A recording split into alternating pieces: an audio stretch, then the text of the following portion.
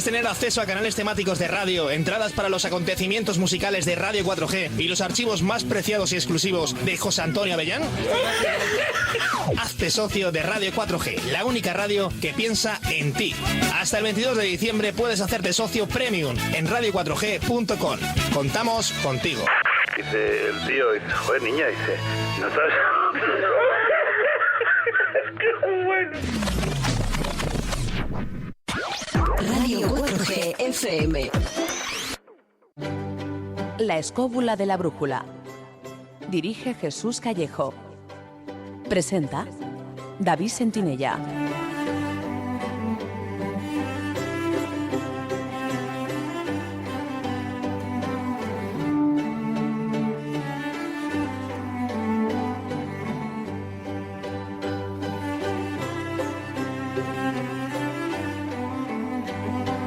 Hola, muy buenas noches amigos. ¿Qué tal estáis? Desde los estudios de Radio 4G FM en Madrid, sed bienvenidos a una nueva edición de La Escóbula de la Brújula.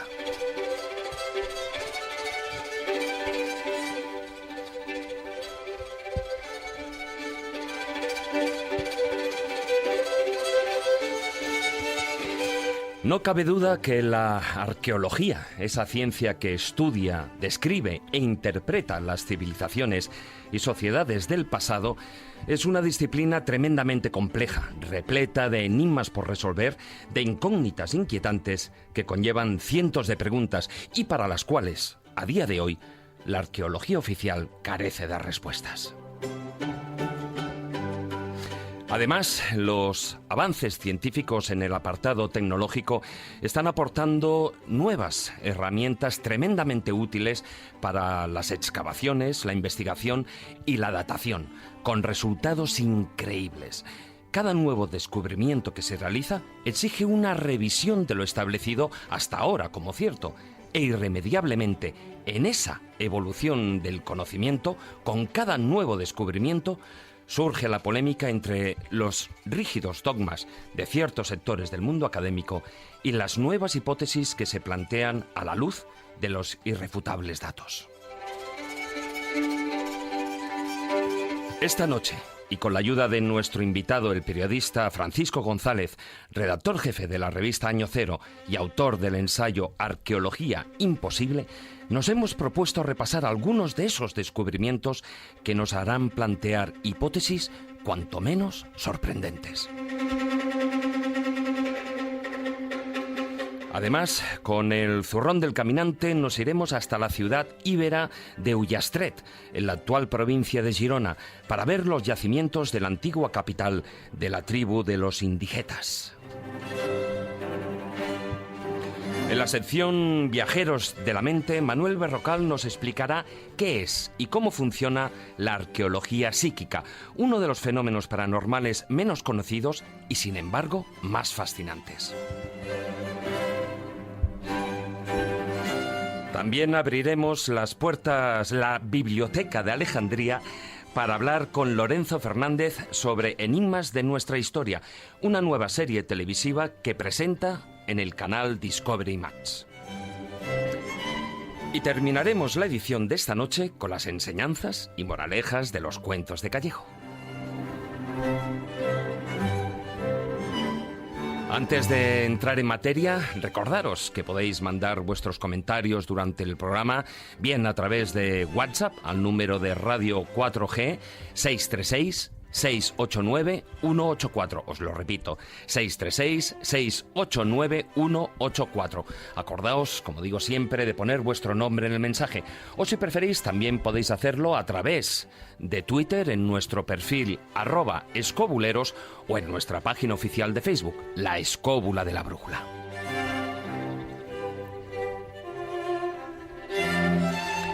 Dicho esto, y con la ayuda de Víctor San Román, que como de costumbre nos acompaña a los mandos de la parte técnica, ponemos en marcha nuestra particular escóbula para sobrevolar complejos megalíticos, templos, geoglifos, pirámides y mausoleos en busca de esa arcana historia aún por descifrar y escribir.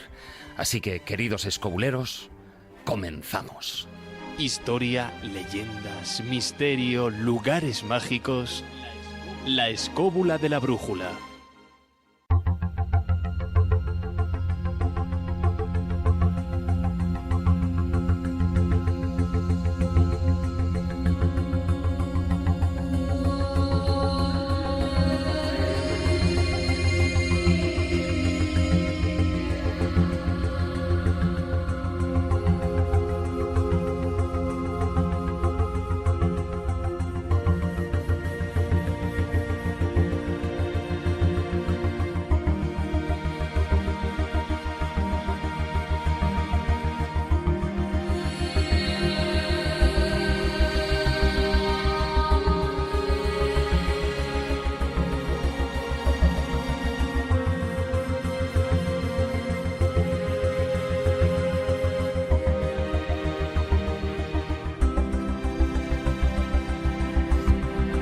Muy buenas noches, don Jesús Callejo. ¿Qué tal, David? Muy buenas noches. Bueno, bien, aquí pertrechados con linterna y una buena lupa. Bueno, yo tengo pico y pala.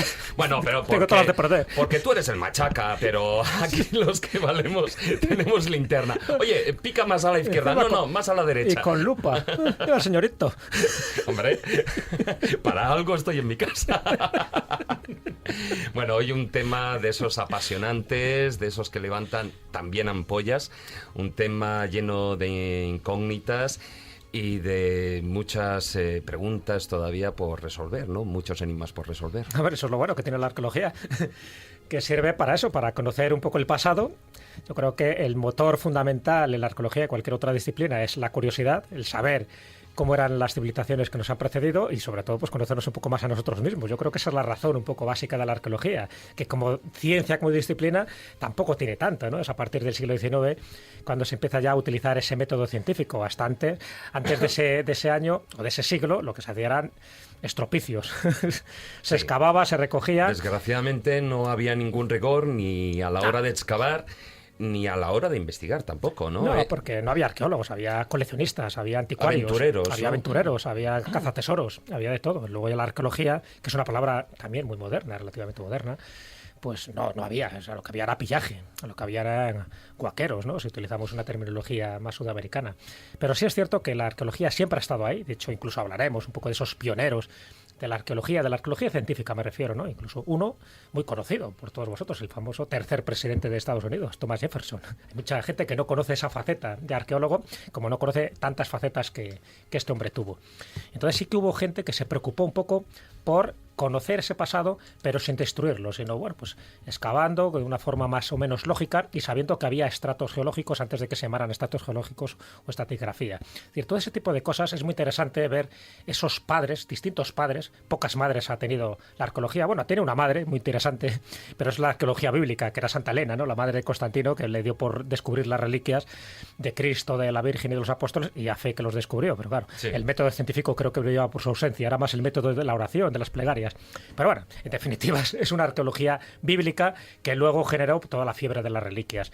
Pero sí es cierto que ha habido como distintos padres, ¿no? En distintos lugares, en distintos países, y con formas de entender lo que era buscar esos objetos, esas ruinas, en fin, esos vestigios del pasado, porque claro, el que más o el que menos, pues queremos saber lo que ha ocurrido en épocas pasadas, en épocas pretéritas. El problema es que es un gran puzzle. Esto es un puzzle gigantesco donde nos faltan muchísimas piezas, donde hay mucha especulación, donde hay mucha teoría, donde hay pocas evidencias, pero por suerte son pues disciplinas que van en apoyo, van en ayuda de la arqueología. Una muy importante, sobre todo a la hora de datar huesos y momias, pues es la genética. Entonces sí, ya sabes que luego hay los genetistas y los arqueólogos. Y también se han levantado muchas ampollas al respecto. Pero bueno, como estamos hablando de arqueología, hay alguien que además nos aventaja, cuanto menos en experiencia. Muy buenas noches, maese Juan Ignacio Cuesta. Hola, muy buenas noches. Tú que además te conoces esta mal llamada piel de toro, te has dado de bruces más de una ocasión pateando por esos pueblos que ninguno de nosotros conocemos, por esos territorios perdidos. Seguro que te habrás topado de bruces en más de una ocasión con elementos, bueno, pues como eso que dicen, oye, yo me lo llevaría a casa, pero... Pues sí, muchísimas veces. Ten en cuenta que yo me inicié en esto, como tantos otros, a través de un libro que fue el que nos llevó a este terreno, que es el Dioses, tumbas y sabios de Cera. Ahí todos nos animamos un poquito a mirar con ojos nuevos los lugares que íbamos visitando y hice mis primeros pinitos ya a una edad bastante joven. Y tal, buscando pequeñas... Allá en el siglo pasado. Bifaces, raspadores... Sí, en el siglo pasado hemos estado... Claro, por eso, pero estaba esperando a ver si racionaba. Y sí, la arqueología para mí ha sido siempre esa especie de asignatura que nunca he terminado de estudiar del todo, y por eso decidí hacerme periodista, que ya que no me podía vivir de la arqueología, por lo menos informar de ella y contar un poquito las cosas que pasaban. Porque Juan Ignacio ha excavado en agujeros, en hoyos que nadie se hubiera atrevido a hacer. Sí. Pues... y en alguno de ellos ha quedado atascado. Doy fe, ¿eh? Bueno, se mete. No, está claro. Sí. Bueno, y hablando de genios de la arqueología y de los paseos por esta España tan ancha, a un mítico personaje de la informática. Un holograma, ¿no? Bueno, yo no sé si es un holograma, es un sistema operativo, es un virus. Muy buenas noches, don Carlos Canales. Buenas noches, soy un arqueólogo frustrado. Anda. Y es verdad, bueno, me consta, tienes toda la colección de Macintosh. Bueno, es cierto, pero eso más que arqueología sería, no, por eso ya está descubierto, eso sería coleccionismo extraño, tal. Tengo muchas cosas raras, pero Juan Ignacio y yo hemos hablado muchísimas veces, ahora que lo ha comentado, de esos lugares extraños que te encuentras. Bueno, luego saldrá esto, y sobre los que no tienes una explicación clara y tú tiras de la explicación básica y no te convence. Yo me acuerdo que, aunque es verdad que a mí el derecho, que es mi profesión, me gusta, pero me gustó cuando yo era muy mayor, es decir, cuando yo llevaba muy avanzada la carrera. Yo tenía la frustración, no es en serio, es decir, como de ser arqueólogo me hubiera gustado serlo. Y ha dicho un libro, ha citado un libro Juan Ignacio, que es Dioses, Sabios y Tumbas. Sí, el tercero. En mi caso, fíjate, curioso, el primero fue un libro que me regaló mi padre, que se llama Las Colinas Bíblicas, que es una pasada absoluta el libro, sobre las excavaciones en Egipto, en Sumer y en la antigua Creta.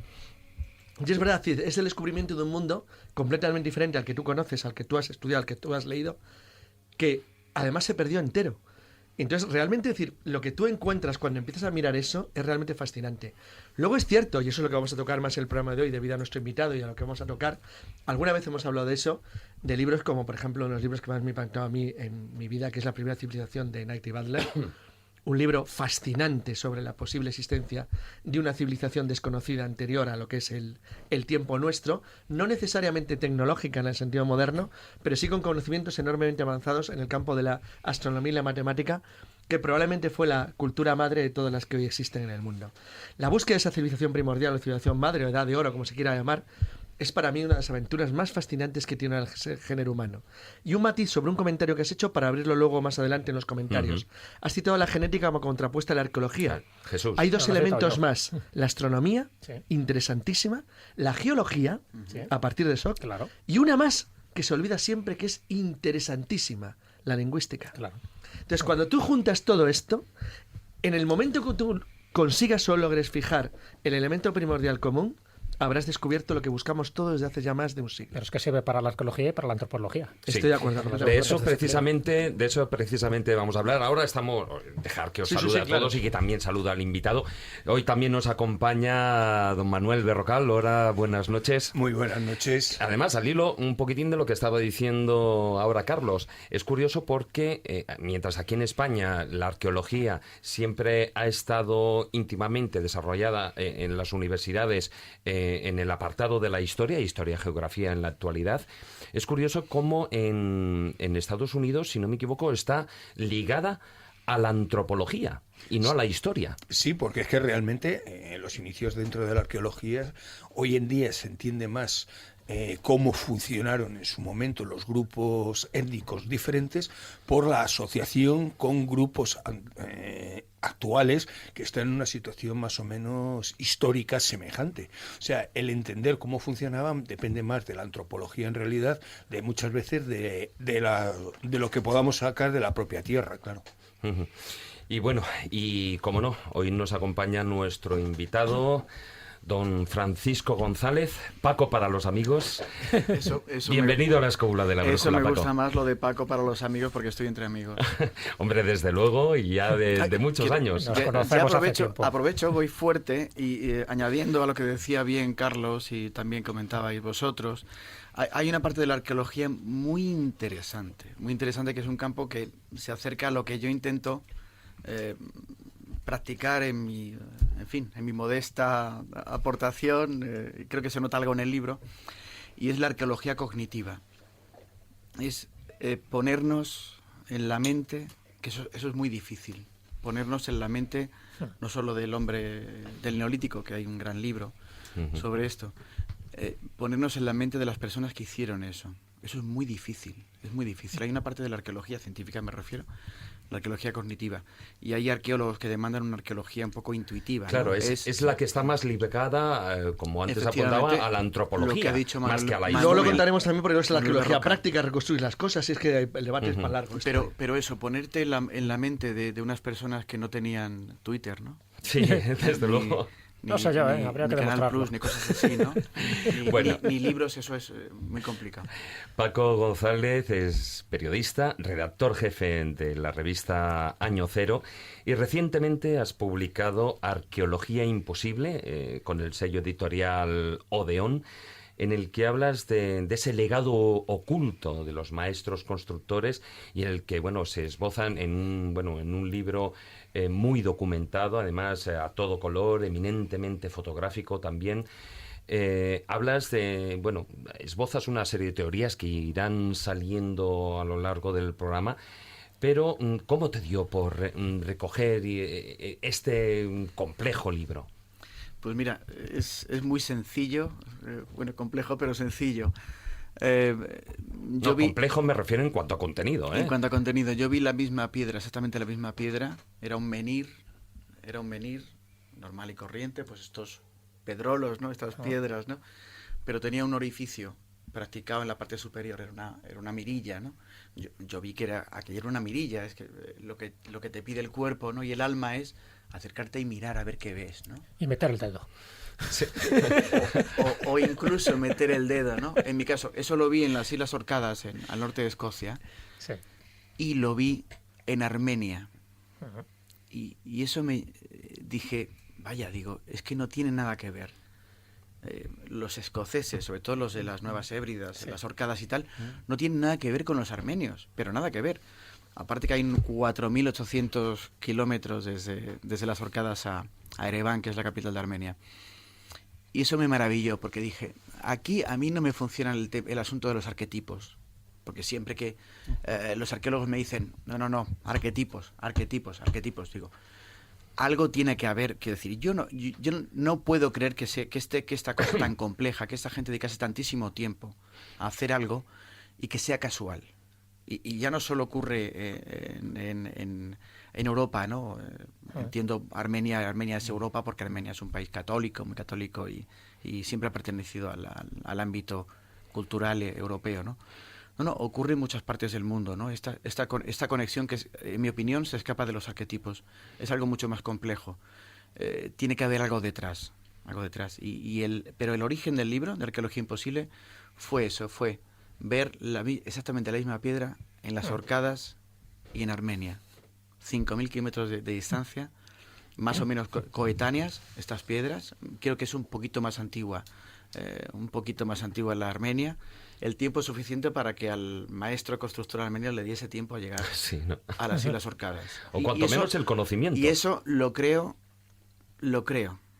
porque no es la única cosa que he visto en Armenia que se repite una cuestión sobre la lógica.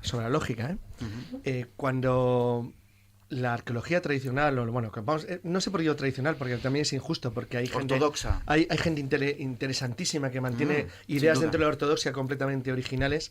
Cuando alguien hace, por ejemplo, una mención a lo que acaba de comentar ahora mismo, Paco, dices de repente, difusión de las culturas neolíticas en el mundo, y miras un mapa del mundo, tú te das cuenta que está en las costas. Claro.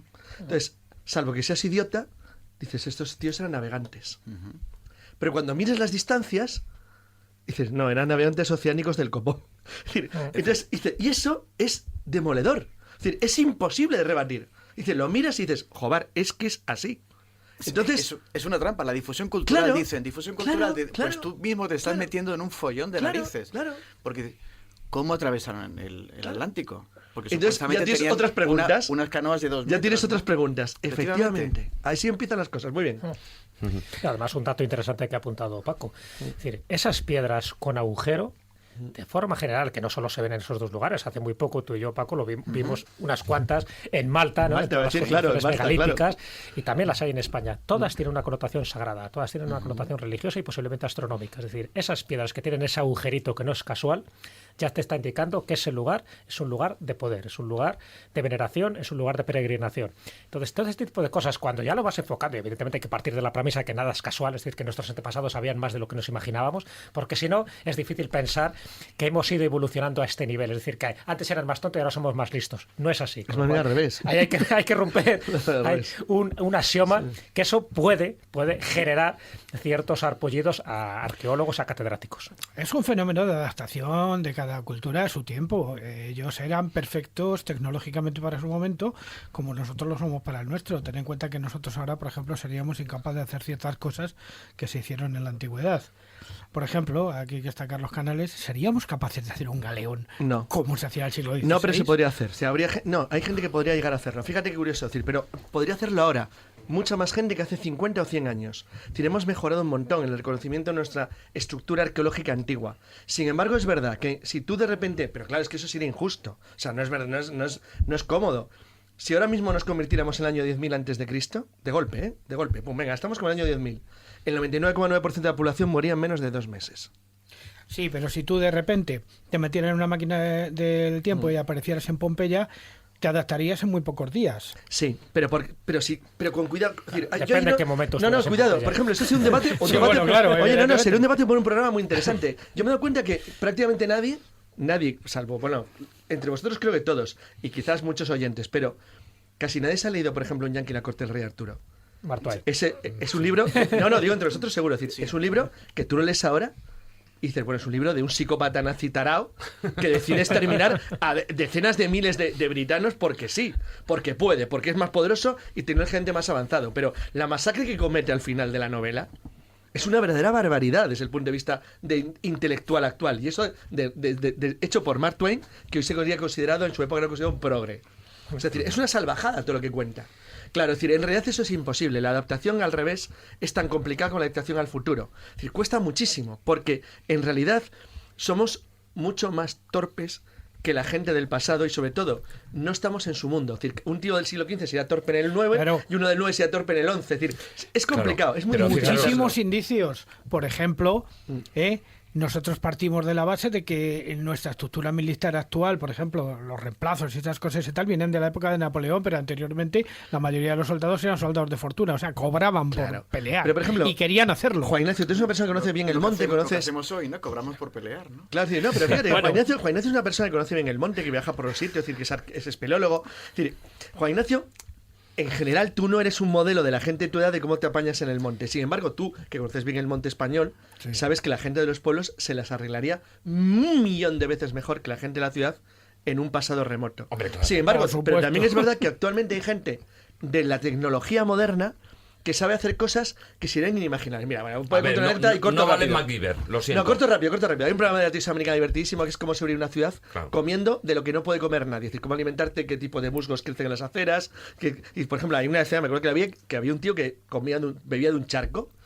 Lo decía al de la cama. Dice, no, este charco, ¿ves ese bicho que hay?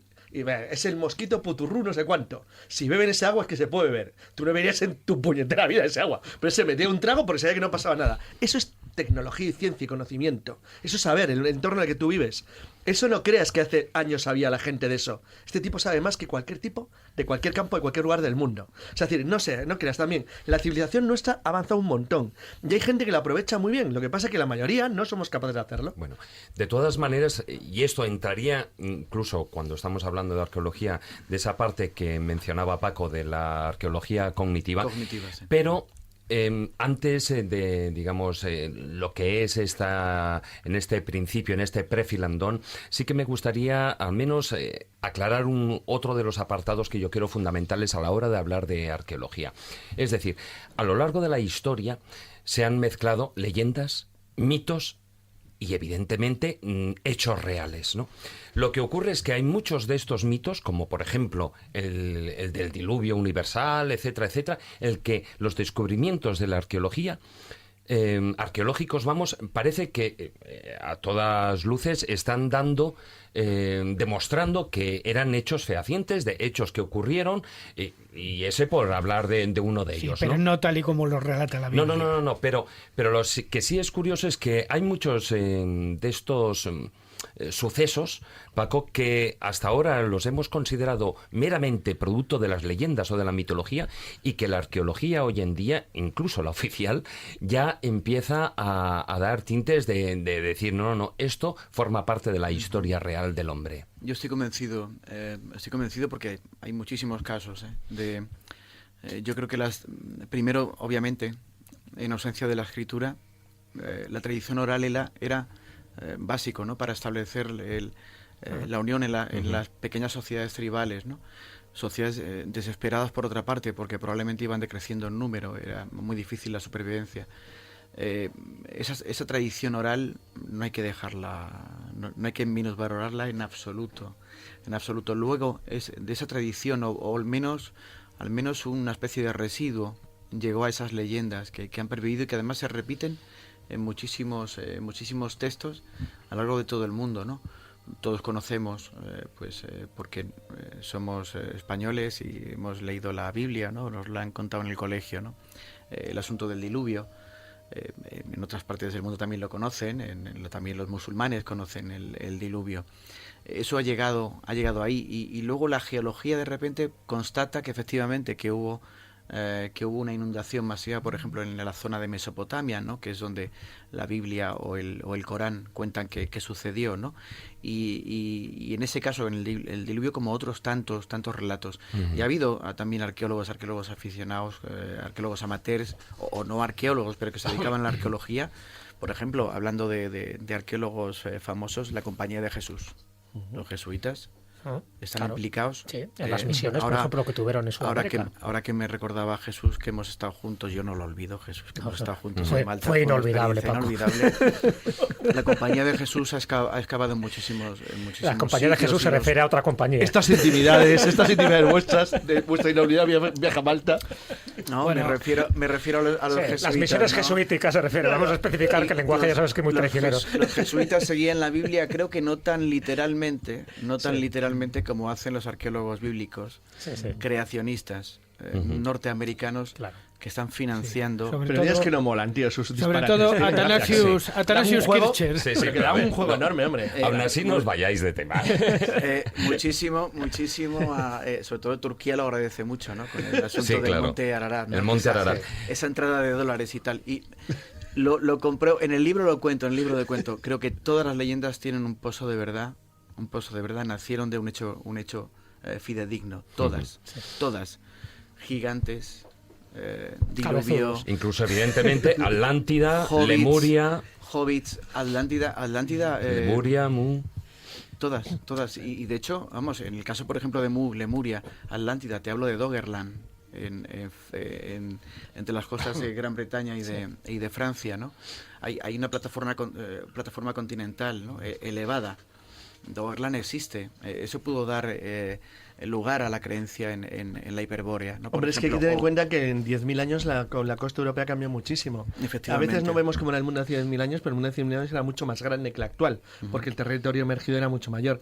Y una gran parte, uno de los grandes problemas Una de las cosas, perdona, ellos lo pudieron comprobar precisamente en Malta. Claro, pero eso lo hemos hablado en este programa yo creo un montón de veces. Los raíles, que en alguna ocasión ya hemos hablado de ellos. Pero uno de los grandes problemas que tiene la búsqueda de la teórica, comillas, civilización primordial es que está bajo el agua. Es que es un dios, claro. Pero una cosa importante... o bajo el desierto. Exacto, bajo el desierto. Bueno, bajo de algo. Una cosa importante que ha dicho Paco, ¿no? Quiero subrayarla. Muchas veces se intenta desligar lo que es ciencia de tradición, metiendo a tradición lo que es la leyenda, lo que es todo aquello que no ha sido todavía escrito, que era la tradición oral, y en el que intervienen dioses, héroes, gigantes, etcétera. A ver, cuando llega la ciencia, es decir, cuando llegan los datos, lo que hace es corroborar lo que ya la gente sabía. Es decir, en ese momento la transmisión del conocimiento era a través de las leyendas, a través del mito. Y luego se comprueba que la leyenda y el mito, aunque algunas veces esté tergiversada y exagerada, lo que te está diciendo es real. Es algo que se ha transmitido de generación en generación y de padres a hijos. Por lo tanto, no es que la ciencia esté contrapuesta a la tradición. Una cosa y otra maridan a la perfección. Se combinan, sí, señor. Totalmente. Entonces, siempre ese viejo debate de que son dos formas de percibir el mundo. Evidentemente que son dos formas de percibir el mundo, pero dos formas que se complementan, que se ayudan y que una sin la otra no serían nada. Entonces, cuando nos vamos a la prehistoria, cuando nos vamos a la arqueología, evidentemente las leyendas tienen un peso tan importante como puede tener esa arqueología cognitiva o esa arqueología científica. Unos y otros entendían el mundo en función de sus características, de sus creencias y de su idiosincrasia. Y si no lo entendemos así, es muy difícil entender eso, lo que te decía Paco. ¿Cómo vamos a ponernos en la mente de un constructor de megalitos en el 3500 a.C.? No lo sabemos, porque ellos tienen una concepción religiosa y espiritual mucho más avanzada, incluso un conocimiento de la Tierra y de las energías telúricas mucho más avanzadas. Entre otras cosas porque ni siquiera sabemos cómo llamarlos, porque el concepto, por ejemplo, en la cornisa cantábrica española serían los oestrimios. Los oestrimios, sí, eran los oestrimios, ¿no? Que es, bueno, los que están allá lejos, pero realmente no sabemos ni quiénes eran ni cómo pensaban, simplemente que hicieron los megalitos. Y que navegaban. Eso es importante. Bueno, pues dejamos aquí esta, entre comillas, breve introducción y vamos a navegar ya por el mundo de las secciones.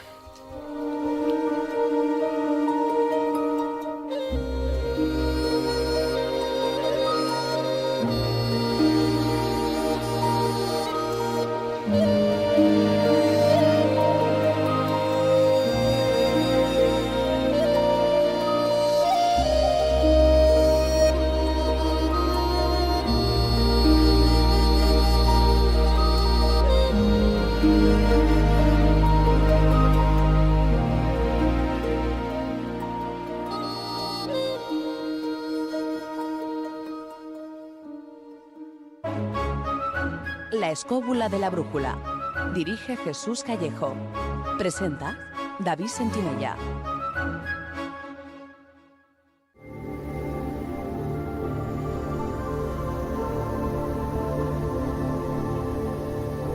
El zurrón del caminante.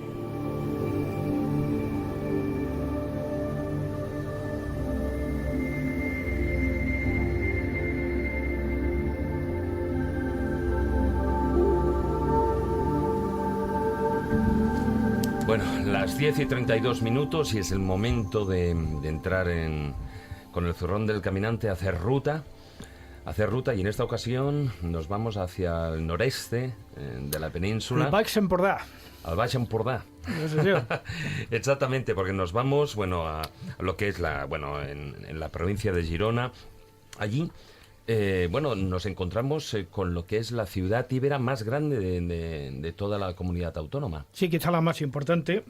Está situada en el Puig de Sant Andreu y es conocida como Ullastret o l'Ullastret, un oppidum, lo que llamamos un oppidum ibérico y tal, hecho con unas murallas absolutamente prodigiosas y tal, ya en una época donde la tecnología tenía que ser bastante importante para construir este tipo de construcciones, con sus norias, con sus pozos, con sus cosas, pero del que tenemos un testimonio arqueológico reciente que nos habla, según una exposición que se ha estado pudiendo ver desde el año 2015, de lo que se llama la violencia ritual en el mundo ibérico. Uh-huh. ¿Por qué? Por la aparición de 15 cráneos que estaban taladrados con grandes clavos, porque si tenemos en cuenta que del mundo céltico y del mundo ibérico los testimonios de los historiadores romanos como Estrabón, Polibio, Plinio el Viejo, algunos otros nos hablan de que la costumbre de todos estos pueblos pre-romanos de alguna manera era cortar la cabeza a sus enemigos y exhibirla bien para hacer gala de su poder, vamos a encontrar este tipo de manifestaciones relacionadas con las cabezas en estos mundos celtas, íberos y celtibéricos, pues prácticamente por toda Europa. En sitios como, por ejemplo, en Botorrita, en Cataluña, en el pueblo de Contrevia Belaísca y algunos otros pueblos. Vamos, no solamente se sacrificaba a los enemigos como fruto de la violencia propia de lo castrense, por decirlo de alguna manera, sino que también existía una forma ritual de hacerlo, sobre todo en busca del espíritu de ese guerrero y de la exhibición del poder, de alguna manera. Quizá incluso precursor de las famosas arrancadas de cabelleras que luego posteriormente se harían Lo que pasa es que estamos hablando y que se las atribuimos a los sitios norteamericanos. Pero por eso digo, franceses. Eurocentrismo gracioso. Yo hace un par de 3 años vi una escena muy graciosa en una recreación histórica en Florida, en la frontera de lo que es la frontera actualmente entre Florida y Georgia. Lo colonizaron escoceses, eran gente que venía de las tierras altas. En el traje actual, moderno, simbólico escocés, sabéis que junto con la falda, con el kilt, llevan una especie de bolsa que se llama sporran. El sporran es una especie de pelín, una especie de bolsita de pelos. En realidad es el último recuerdo que queda en el mundo céltico de las cabelleras arrancadas a los enemigos y las cabezas. Claro. Entonces me acuerdo que fue muy gracioso porque le decía un descendiente de escoceses, le decía a un descendiente de indios semínolas, un indio semínola, dice, ¿ves? Dice, entre los norteamericanos actuales somos muchos los que descendemos de cazadores de cabelleras. Efectivamente es cierto. Los europeos igual, éramos cazadores de cabezas. Joder, lo que pasa es que eso se olvida. Claro, pero los franceses los que implantan esa costumbre a los indios. Sí. Hombre, de hecho, si vosotros porque pagaban por ello, es una cosa notable. Vosotros sabéis perfectamente que incluso en el mundo romano se producían las decapitaciones y se colocaban los cráneos de los reos ahí en los mástiles para que se viera y para que la gente... Fíjate, eso sería más raro que los pueblos que visitas tú, es ser precioso. Entrar a un pueblo celtibérico, te unieron cabezas clavadas. No, bueno, aquí tenemos uno que no está muy cerca de aquí, está en la provincia de Cuenca, donde tenemos una serie de hornacinas rituales en Garcinarro, en la zona de lo que llamamos la Cava, hornacinas rituales, que no están justificadas como, por ejemplo, si fueran mechinales para colocar vigas de edificios. Están ahí en una piedra, nadie sabe por qué, y seguramente era para colocar y exhibir las cabezas de los enemigos. Vamos, ¿qué función tenían las picotas, en fin, lo que eran los rollos de justicia y tal? La verdad que unos tenían un carácter jurisdiccional. El alma, la fuerza del alma estaba en la cabeza. Entonces, pues claro, es que hay toda una parte simbólica. Es verdad que había una parte de humillación, una parte de ignominia, el cortar la cabeza, pero luego había una parte simbólica al exhibirla, ¿no? Porque la cabeza se suponía que es donde estaba precisamente y luego la parte mágica, que todavía se sigue, bueno, a día de hoy ya porque se lo han prohibido, pero que todavía se utilizaba en el pasado siglo entre los pueblos de tradición, por ejemplo, en los guaraníes, etcétera, etcétera, todos esos pueblos, y de ahí vienen también los reductores de cabezas, evidentemente. Pero los mal llamados jíbaros, que exactamente. No hace falta que os vayáis tan lejos. Aquí simplemente podéis ver una manifestación que nos queda de esa tradición de las cabezas, por ejemplo, San Martín del Castañer, en la provincia de Salamanca, donde muchas de las paredes o de las fuentes o de los lugares y tal están adornados precisamente con estas cabezas que vienen de la tradición céltica. Eso es muy típico en España, ¿no? Pero no solo las cabezas cortadas, es con clavos dentro del cráneo. Incluso con clavos dentro del cráneo. Atravesándolo. Y ojo, estamos hablando, para situarlo, estamos hablando del siglo II, siglo III antes de Cristo. Aproximadamente, claro. Yo para situarlo... vamos a ver, en una franja que iría desde el año 600 antes de Jesucristo hasta prácticamente el 100 después de Cristo. Ten en cuenta que muchas de las tribus perromanas y tal luego anduvieron guerreando con ellos, incluso durante las batallas con Sertorio, con Cornelio Publio Escipión. Es que eso se olvida. Luego fueron grandes mercenarios a favor de Roma. Es decir, eran grandes porque toda la romanización se produjo a base de los limes ir de alguna manera acogiendo a son los todas que vuelven estas luego a sus tribus casas hablando y latín, transformarles en los nuevos legionarios. No olvidéis, por ejemplo, que Germánico, el famoso Germánico, el cónsul romano, se llama así porque era el líder de las tropas de Germania. Voy a añadir una cosa interesante a lo que dice Juan Ignacio, y es hay un yacimiento en Brasil muy importante, Lapa do Santo, está en el estado de Minas Gerais, y es curioso porque este yacimiento, que está datado, al principio lo habían datado vamos a hablar también de pedra furada, ¿no? No. Bueno, Pedraforada está un poco retirado, sí. Lápado Santo estaba datado hace muy poquito tiempo, hace un mes, en 10.000 años de antigüedad. Ahora la acaban de, como suele ocurrir, ¿no? Con la arqueología, ya le han metido 2.000 años más. Son 12.000 años de antigüedad. Lápado Santo hay una cosa muy curiosa, que es el yacimiento de toda América, donde está constatado un acto ritual de decapitación post-mortem es un acto ritual de gente que sabía lo que estaba haciendo. Porque no solo le cortaban la cabeza al fallecido, sino que además la pintaban con ocre rojo a sus familiares. Estamos hablando de América, o sea, de Brasil, y hace 12.000 años. Sí, bueno, 12.000 años. Fíjate, quiero decir, como que los humanos, nuestros abuelos, ¿no? Muy abuelos, sabían lo que hacían. Claro. En América hace 12.000 años, cuando se suele decir que entraron por Bering. Bueno, estos parece que entraron por abajo, ¿no? Por Austranesia, es posible. Es muy probable.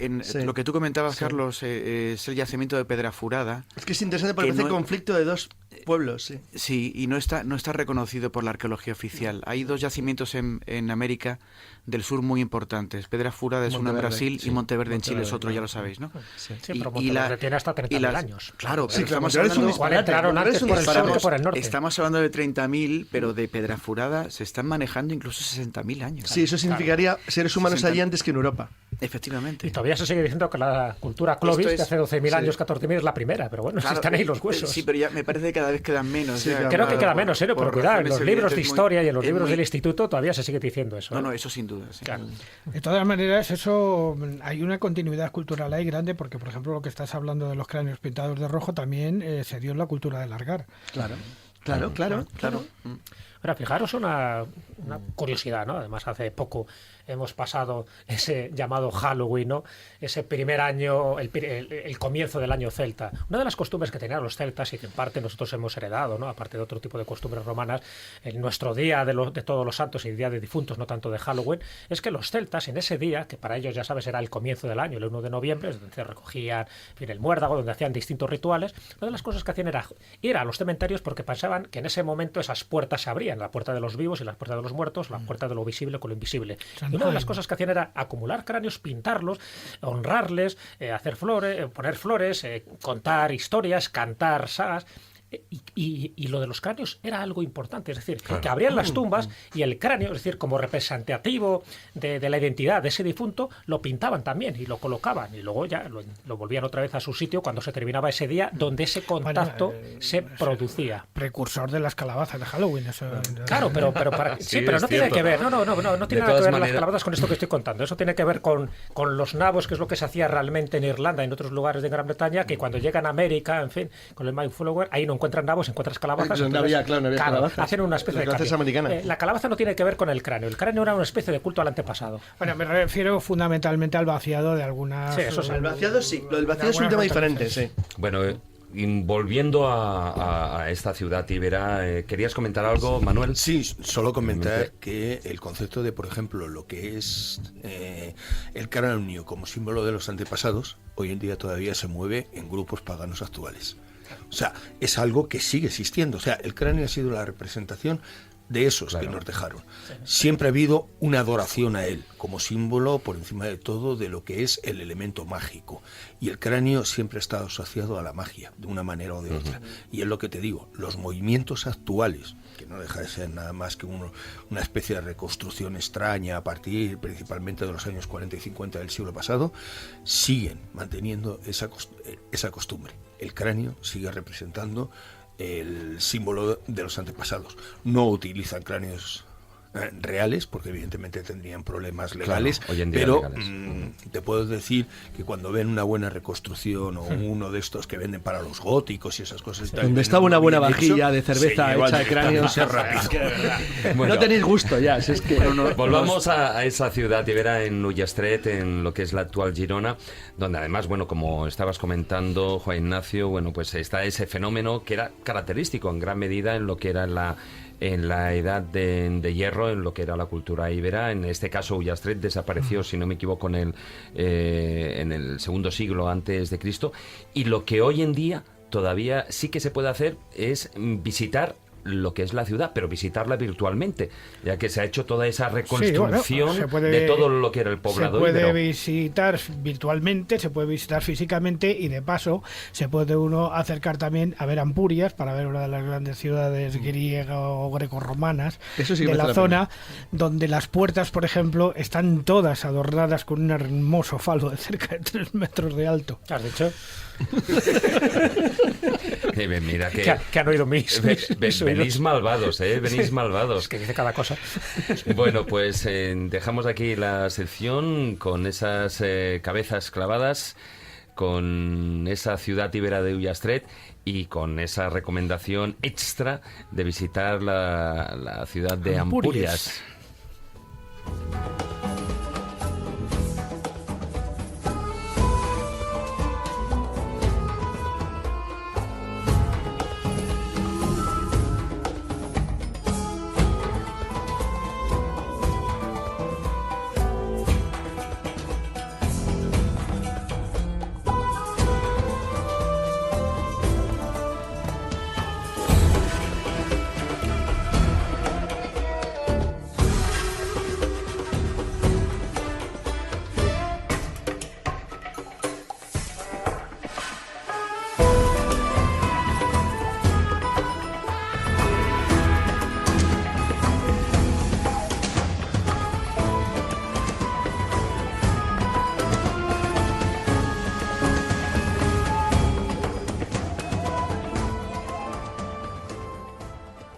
Si quieres viajar a lugares con historia y sumergirte en los grandes misterios de nuestro mundo, La Escóbula de la Brújula, en Radio 4G.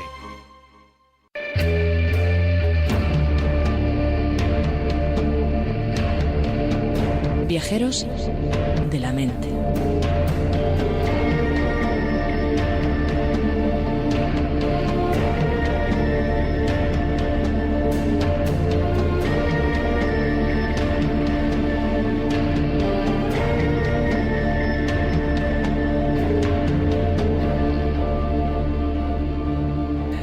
Bueno, don Manuel, hoy un tema evidentemente muy apegadito al título de la sección. Y de los que a ti te gustan. Y de los que a mí me gustan, evidentemente, porque dentro uno de esos apartados, antes don Paco mencionaba esa arqueología cognitiva, y si hay una parte que también es sumamente interesante dentro de la investigación arqueológica, aunque posiblemente la parte más heterodoxa, o por decirlo lo contrario, la parte menos ortodoxa, sea esa investigación psíquica o la utilización de los psíquicos para hallar esos yacimientos arqueológicos, ¿no? ¿Cómo podríamos definir esa arqueología psíquica?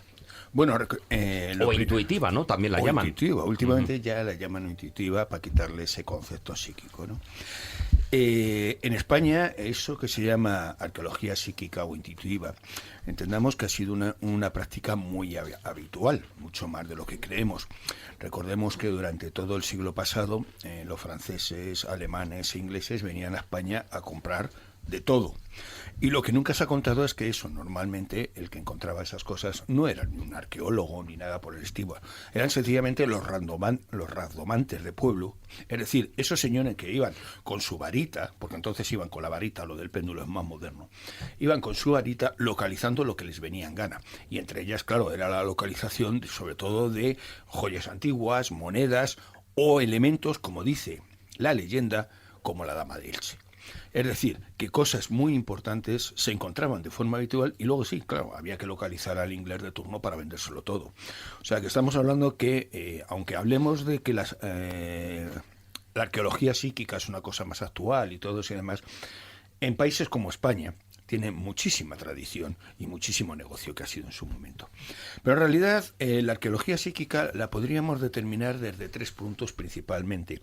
Por un lado sería aquella frase, aquel término que utilizaba ya Bozano de la psicometría, consistente en que al entrar en contacto con ciertos elementos, la persona sentiría de alguna forma recuerdos que habían quedado asociados a ese elemento y podría localizar en un momento determinado el origen de ese elemento que le habían dado. Eso se utilizaba generalmente sobre joyas porque se supone que las joyas tenían la capacidad sobre todo de recoger más supuestas energías procedentes de las personas.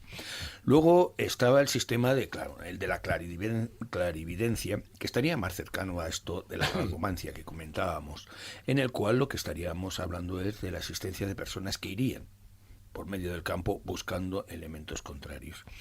Y sobre todo tenemos que esta arqueología adquiere más importancia, sobre todo a partir de los años 70 del siglo pasado, cuando se empieza a hacer todas las experiencias directamente de la llamada visión remota. Cuando Estados Unidos y Rusia siempre tienen una competición descarada para encontrar una serie de elementos, como era el asesino perfecto. Para ello utilizaron todo tipo de drogas intentando ahí estaríamos hablando de todo lo que fueron los proyectos de MKUltra, etcétera. Efectivamente, estaría todo eso incluido. Dentro incluso de lo que era la guerra psíquica, evidentemente. Esto nace realmente allí. Lo que pasa es que con el tiempo, aquellas personas que se dedicaron a esa guerra psíquica, en un momento determinado empezaron a perder capacidad, porque el propio ejército americano metió la pata hasta el fondo.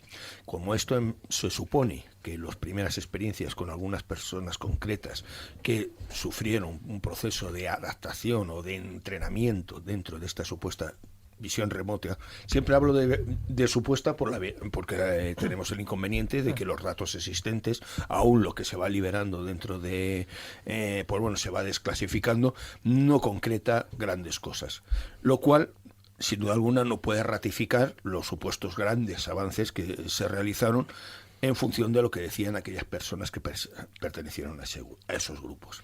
El problema surge cuando el ejército empieza a utilizar todo tipo de echadoras de cartas, videntes casi de feria de pueblo y cosas por el estilo, y entonces, claro, todo el proyecto se va a la mierda. Bueno, hay uno que destacó, ¿no?, que era Ingo Swann. Sí, pero bueno, claro, pero Ingo Swann, entendamos, o sea, en su momento no voy a decir si este hombre funciona bien o no.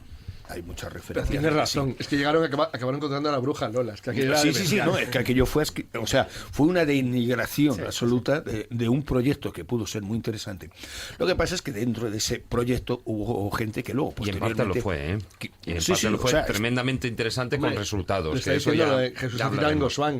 Sí. O sea, el problema es cuando Ingo Swann acabó supuestamente entrando en contacto con los venusinos y cuando tenía la relación directamente con los espíritus de los indios, que era quien les decía cómo tenía que comer. O sea, vamos a ver... Es que al principio tuvo mucho... Fue la presión, como dice Jesús. Sí, no, por supuesto. Estamos hablando, claro, el problema... Vamos a ver, todas estas experiencias, el gran problema que tienen es que generalmente empiezan bien, en el sentido de que hay un control, y acaban peor.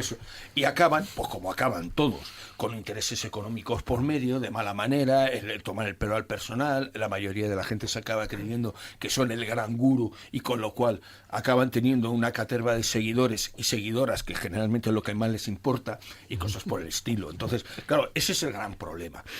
Tú empiezas haciendo una experiencia que da resultados y al final lo que te encuentras es una patochada que se carga toda la posible realidad de esa experiencia si en un momento determinado existió.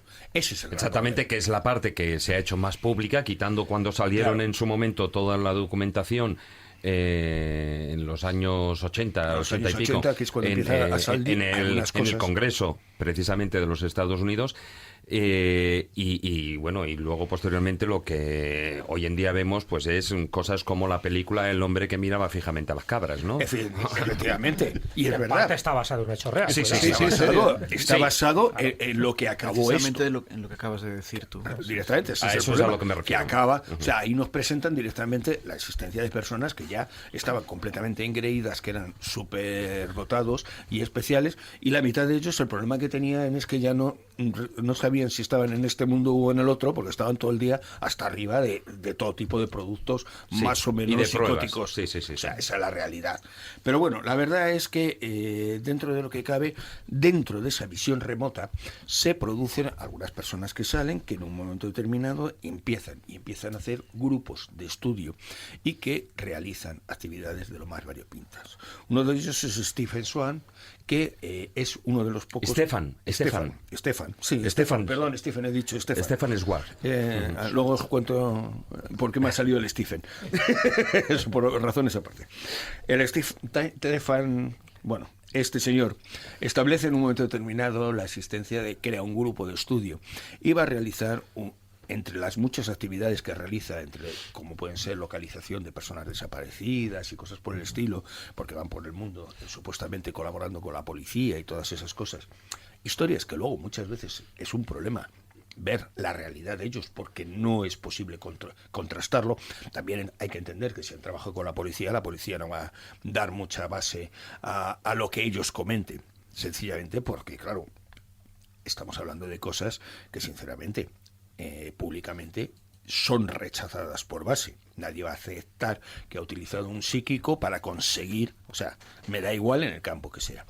Entonces este señor, por ejemplo, realiza en un momento determinado un grupo de estudio, un grupo que consiste, le llaman directamente, espérate que me acuerdo yo. El Proyecto Alejandría. El Proyecto Alejandría, y en el cual pues realizan una experiencia muy concreta. En un momento determinado determinan que van a localizar toda una serie de elementos determinados, sobre todo a nivel de lo que es el puerto de Alejandría, consistente en 4 conceptos claros que ellos van buscando, que serían, por un lado, la supuesta tumba de Alejandro Magno, la biblioteca de Alejandría y posteriormente uno de los elementos que encuentran es una zona que llaman la colina del... bueno, lo tengo en francés. Se encuentran el faro de Alejandría, que sería...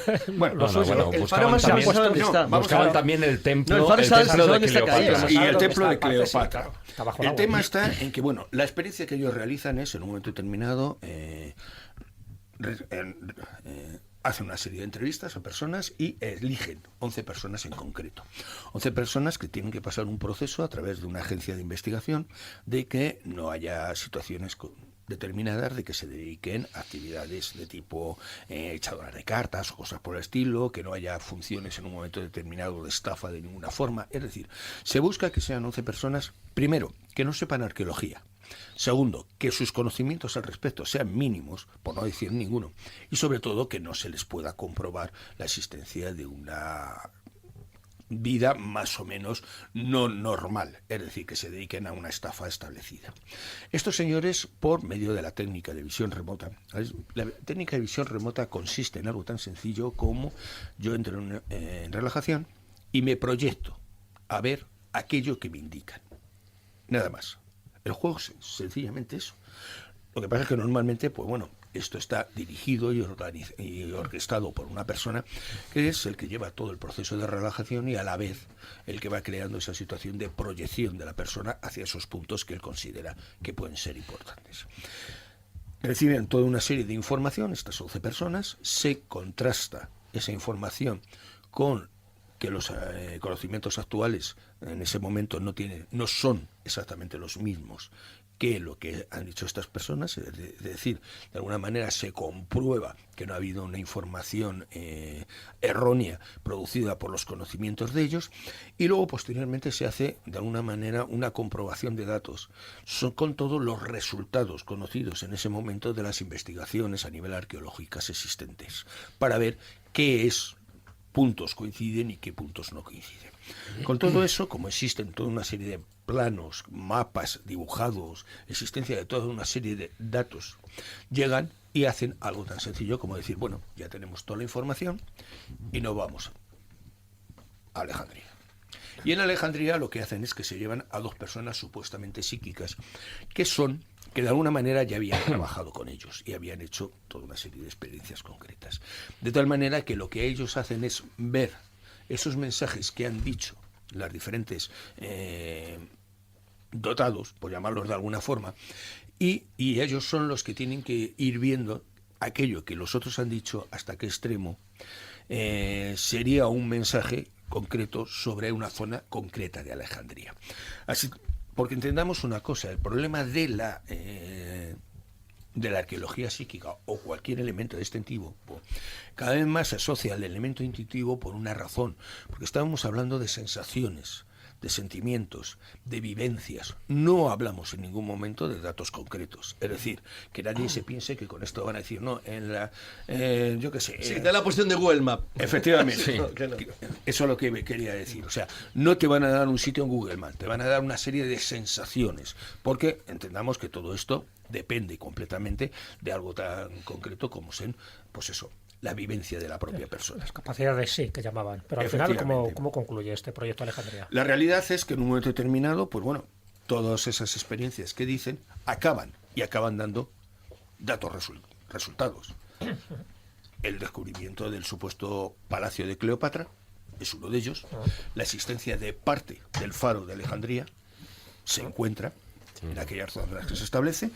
Se encuentra una ciudad concreta, que era el Colín del Nombre Passage, o sea, una zona concreta que en un momento determinado estaba debajo del agua, e incluso se encuentran zonas que se asocian en un momento determinado a la biblioteca de Alejandría. Cosas que no se sabían antes de hacer este experimento. Evidentemente, claro, estamos hablando de datos que anteriormente nunca se sabía.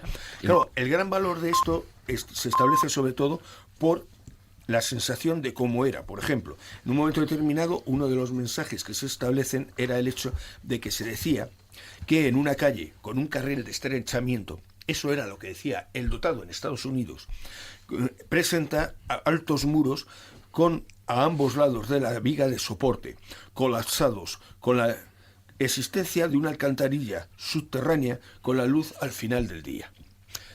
Esa representación hizo que, bueno, cuando la persona pasa por una zona concreta, le recuerda exactamente esa descripción, y lo cierto es que se encuentra directamente, pues eso, la existencia de una calle que se estrecha directamente al lado de una zona vieja con una serie de soportes y que y con una salida de alcantarilla. Y en esa alcantarilla, cuando encuentran directamente hasta el poste que la otra persona había hablado.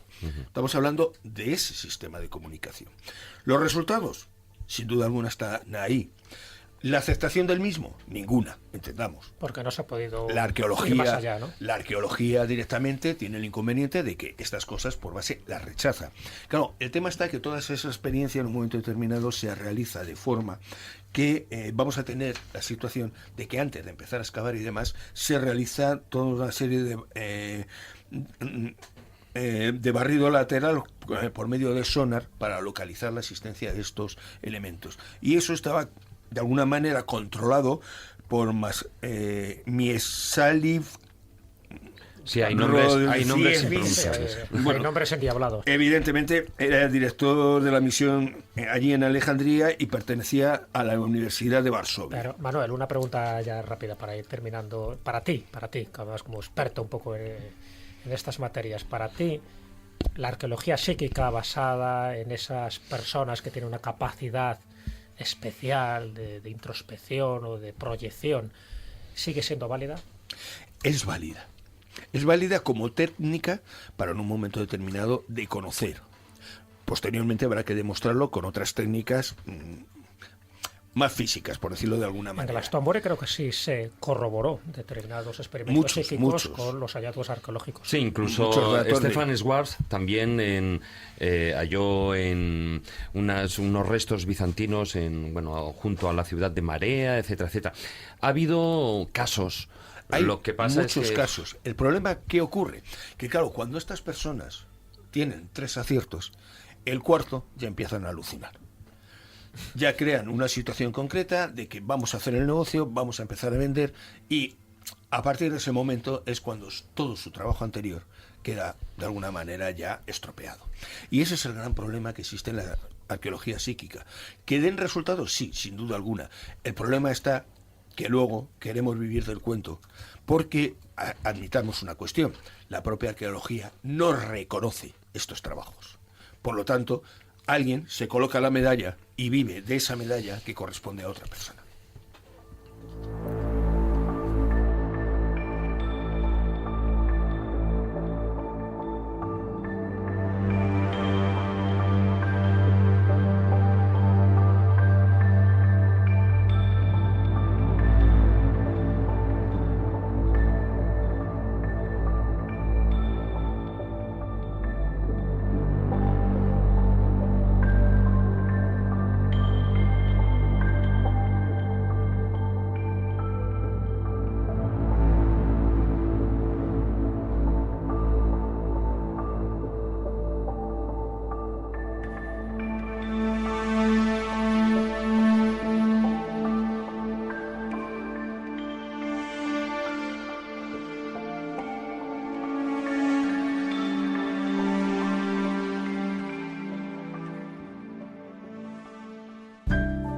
La escóbula de la brújula. Dirige Jesús Callejo. Presenta David Sentinella.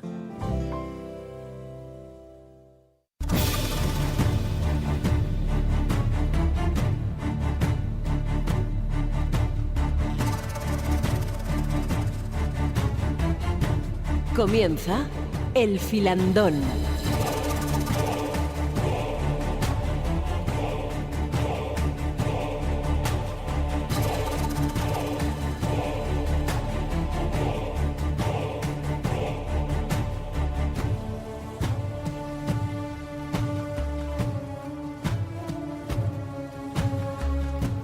Las 11:05 de la noche estamos aquí empezando el filandón, la escóbula de la brújula, acompañado de Paco González, el periodista y autor de Arqueología Imposible, publicado bajo el sello de la editorial Odeón.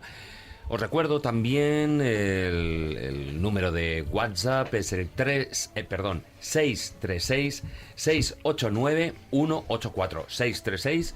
636-689-184 para... por si tenéis alguna pregunta o cualquier comentario que queráis hacer aquí a lo largo del filandón o a nuestro invitado. Y estamos hablando, mientras estaba sonando la música, Paco, nos estabas contando precisamente una experiencia que tuviste en Armenia. Sí, hace muy poco estaba oyendo a Manuel Berrocal hablando de este tema tan interesante, ¿no? Como la visión remota, mi amigo Ingo Swan. Casi íntimo, Ingo Swan. También estuviste en Mata con él. Sí. Y recordaba, estaba pensando en la arqueología cognitiva y sobre todo en el asunto de la intuición, ¿no? Creo que todos tenemos unas capacidades, pues hace falta un contexto, ¿no?, favorable para que se desarrollen, ¿no? Pero estoy convencido, incluso el tipo más escéptico como puedo ser yo, que soy una persona muy escéptica. En general parece mentira, ¿no?, que venga, que eso lo diga el redactor jefe de Año Cero, pero creo que tenemos que ser, por supuesto, escépticos. Y más los informadores. Efectivamente.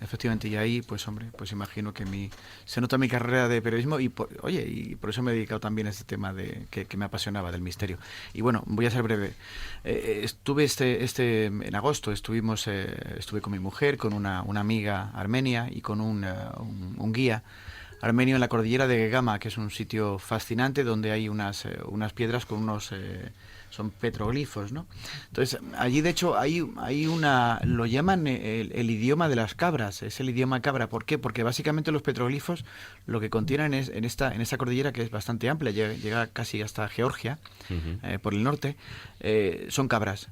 Entonces pues estábamos bastante relajados. Había sido uno de estos días maravillosos. Armenia es un país, a los que les gusta la arqueología, es un país alucinante. Quiero decir, tiene un sitio que para mí es el más mágico, ahora mismo lo creo, por encima de la pirámide de Keops, que es el Karaung, el Zoraskarer, ¿no? Es un sitio de verdad increíble y además está en un sitio muy de poder. Es algo que incluso un pobre escéptico como yo le revuelve o le mueve las tripas, ¿no?, el sitio aquel, ¿no? Le dedicas un capítulo además en arqueología. Sí, es verdad, porque estoy enamorado de ese sitio. Estoy enamorado de Armenia y de ese sitio en particular. Y lo que os decía, estaba en la cordillera y de repente pues me aislé del grupo. Pues estaba mi mujer, Cristina, Hasmik, que se llama esta mujer maravillosa, que también es amiga, y Asen, que es el tipo del Mitsubishi que subimos por unos sitios de verdad increíbles, preguntando en los campamentos de los yazidíes, que suben allí en la época de buen tiempo a llevar el ganado. Los yazidíes, que son una gente... Los mal llamados adoradores del diablo. Efectivamente. Los están liquidando en Siria de mala manera. Sí, es una gente maravillosa con la que los armenios conviven desde hace muchísimo tiempo. Y es una gente muy llamativa, sobre todo las mujeres, que visten así muy de forma un poco extravagante, pero es muy buena gente.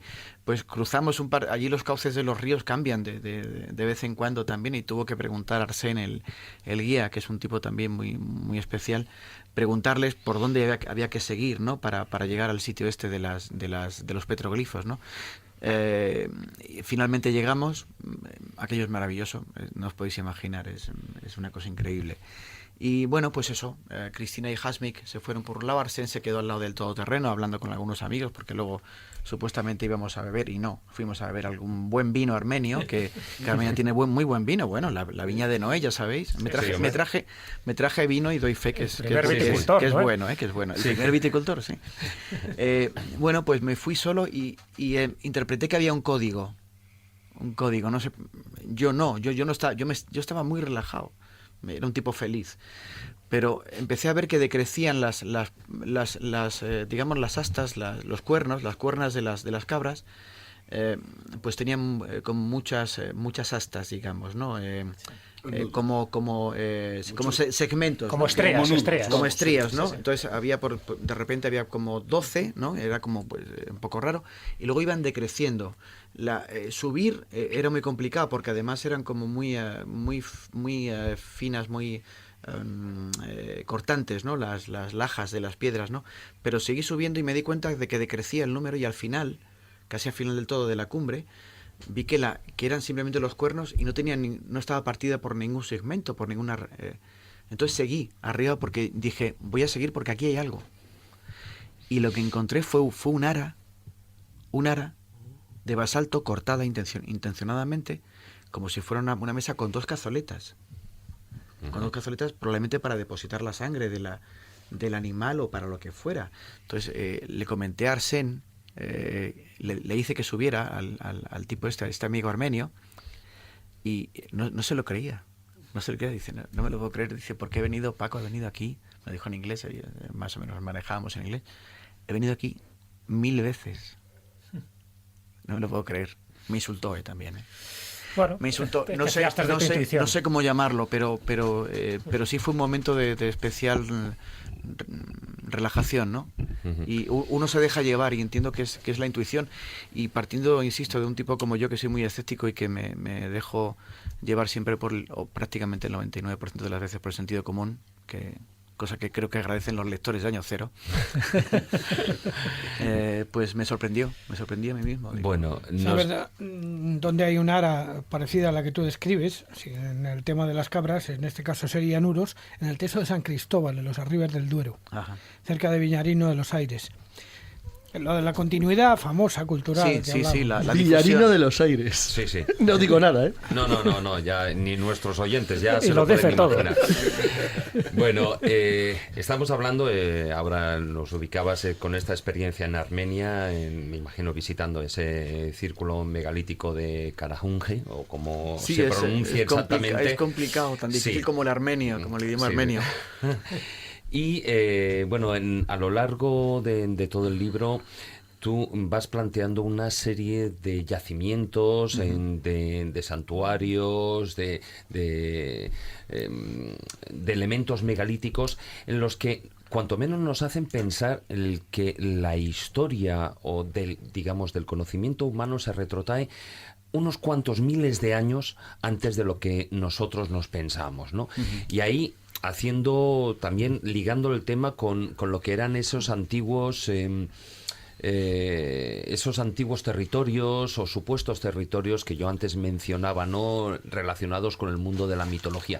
Parece ser que esa mitología que nos remontaba a miles de años atrás, podríamos irnos a 15, 18, 20.000 años atrás, incluso en algunos casos las dataciones dan cifras anteriores, parece ser que hubo una civilización primigenia, cuanto menos, y que no tenían nada que... Hombre, no sé si tendrían ordenadores o no, pero sí que eran mucho más allá que neandertales o que los primeros Homo sapiens, sino que contenían en sus mentes una inteligencia y un desarrollo incluso tecnológico. Sí. Hemos hablado Jesús Callejo y yo sobre, por ejemplo, el asunto de Malta, ¿no? En Malta, pues hay un artículo que se publicó en National Geographic de un tipo de Arthur Griffiths en 1921. Ya estaban recién empezadas las excavaciones arqueológicas en Malta por un sacerdote jesuita, creo que hablé antes, Manuel Magri. Y este tipo, Griffiths, en National Geographic, lo podéis conseguir en internet, el artículo completo, pues planteaba que en Malta hubo una civilización, una especie humana, que tenía pues tenían los cráneos alargados. Yo sé esto es algo excepcional, el asunto de los cráneos alargados. Pero no tanto. Estoy convencido de que la ciencia, de que llevamos ahí nuestras trazas, en los genes llevamos especies de homínidos que no están catalogadas porque simplemente se extinguieron, desaparecieron.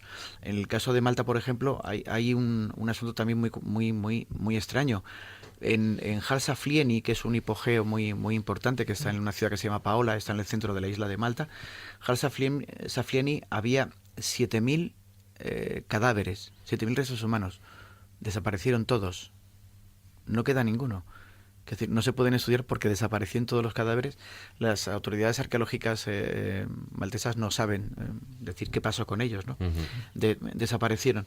Pongo un ejemplo a propósito del asunto de la arqueología prohibida, ¿no? O de la arqueología censurada, ¿no?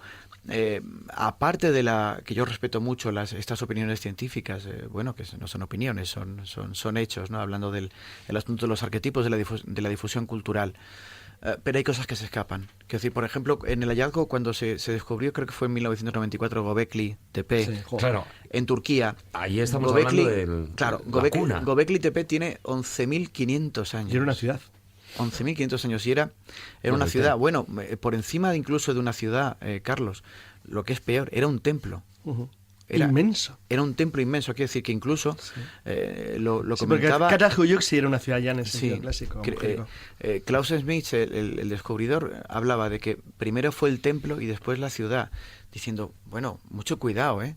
O sea, que ni siquiera acaban de salir de las cavernas y van a montar un pueblecito, una aldea tribal. No, esta gente que salió de las cavernas, porque supuestamente venían de las cavernas, lo que montaron fue un entramado religioso.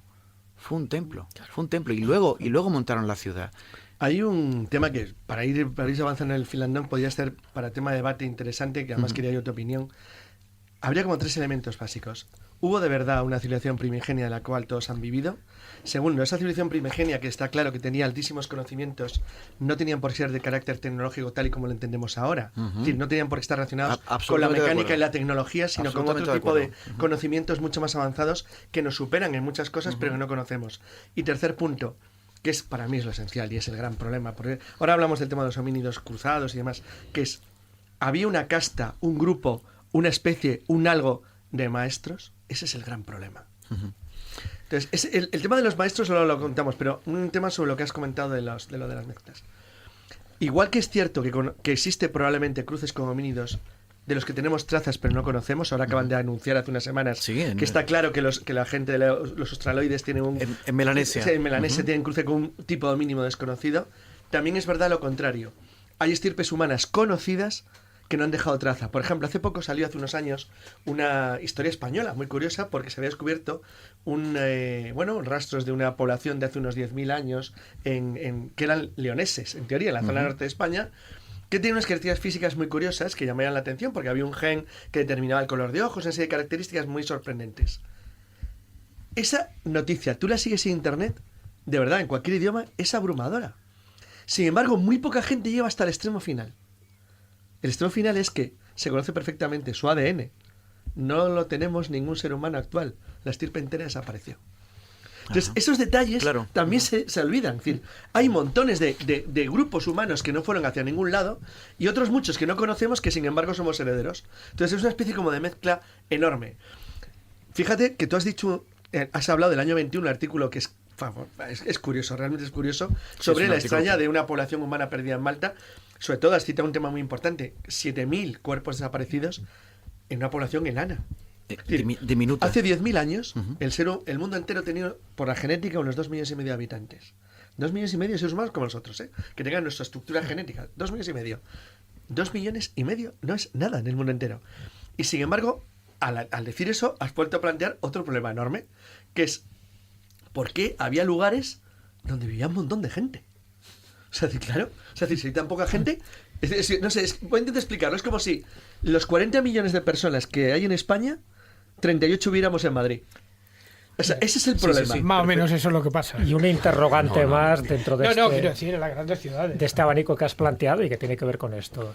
Capadocia, ciudades subterráneas. Exacto. Más Paco, ¿Para qué? ¿Por qué haces ciudades subterráneas, más de 100, ¿Para esconderte de qué? Para albergar a 1 millón de personas, cuando había 2 millones y medio. En todo el mundo. Y no solo eso, en todo el planeta. ¿Sabéis que la versión oficial dice que fueron los hititas los que se...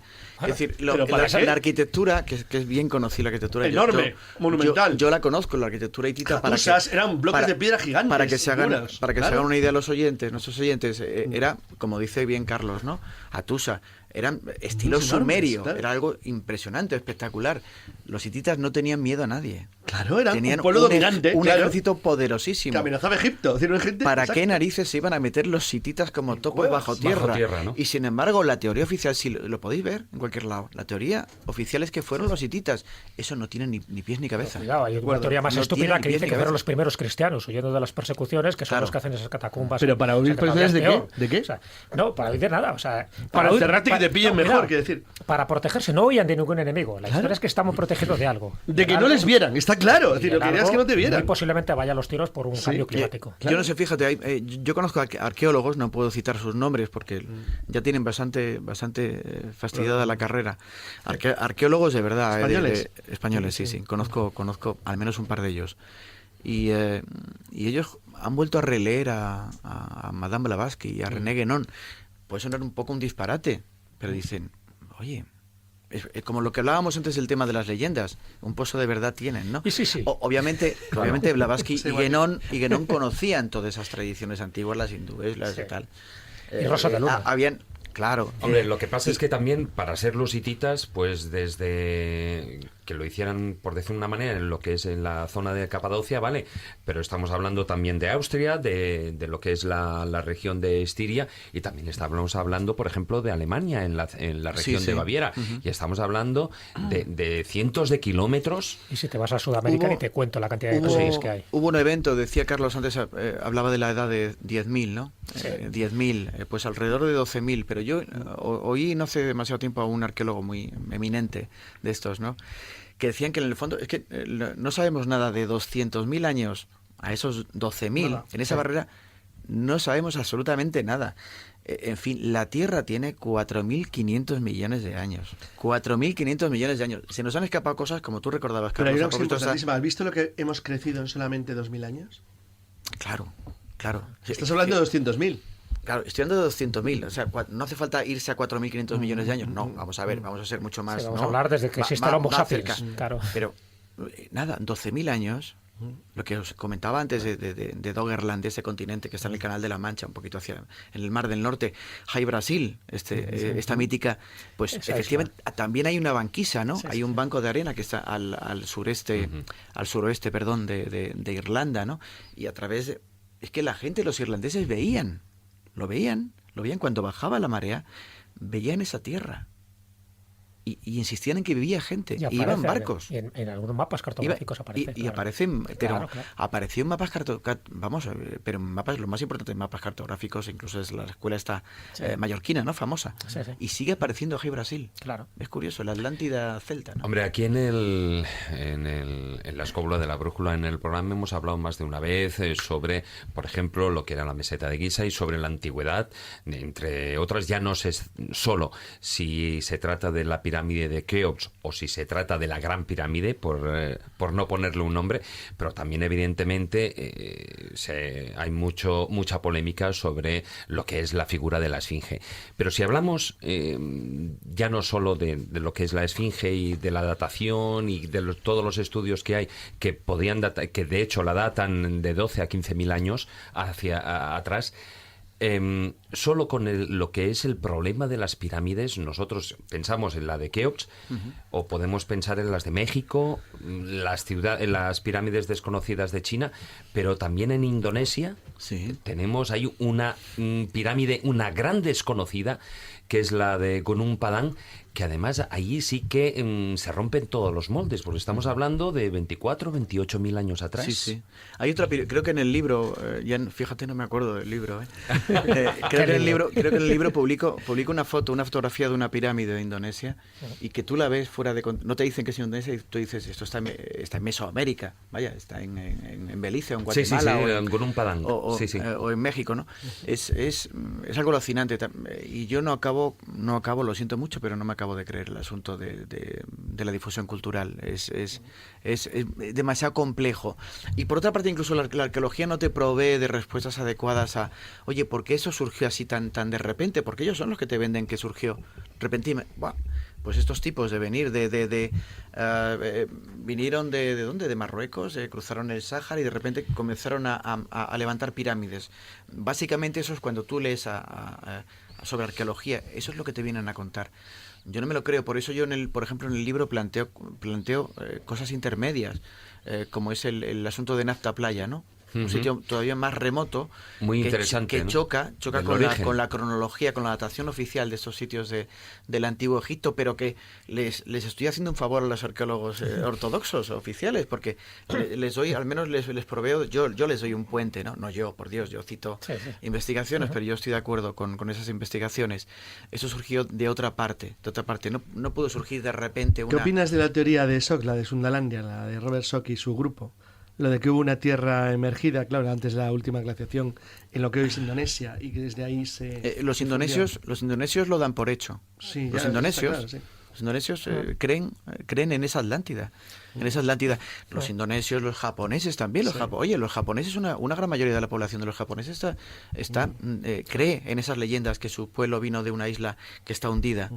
Hacia el oriente y en Europa pues hemos tenido estas tradiciones que luego pues la hiperbórea que luego aprovecharon los nazis para en fin hablar de las es que antes de que se hablara de la Atlántida, antes de que se hablara de Mu, antes de que se hablara de Lemuria, en esas zonas de Asia donde ya abarca tanto Japón como la India como Indonesia, se hablaba de Kumari Kandan. Kumari Kandan es un continente totalmente desaparecido, donde dice que procede precisamente todas las religiones védicas y donde el puente de Rama tendría una relación con aquella cultura perdida. Tú que conoces la zona, además, no la conozco, pero tú sí.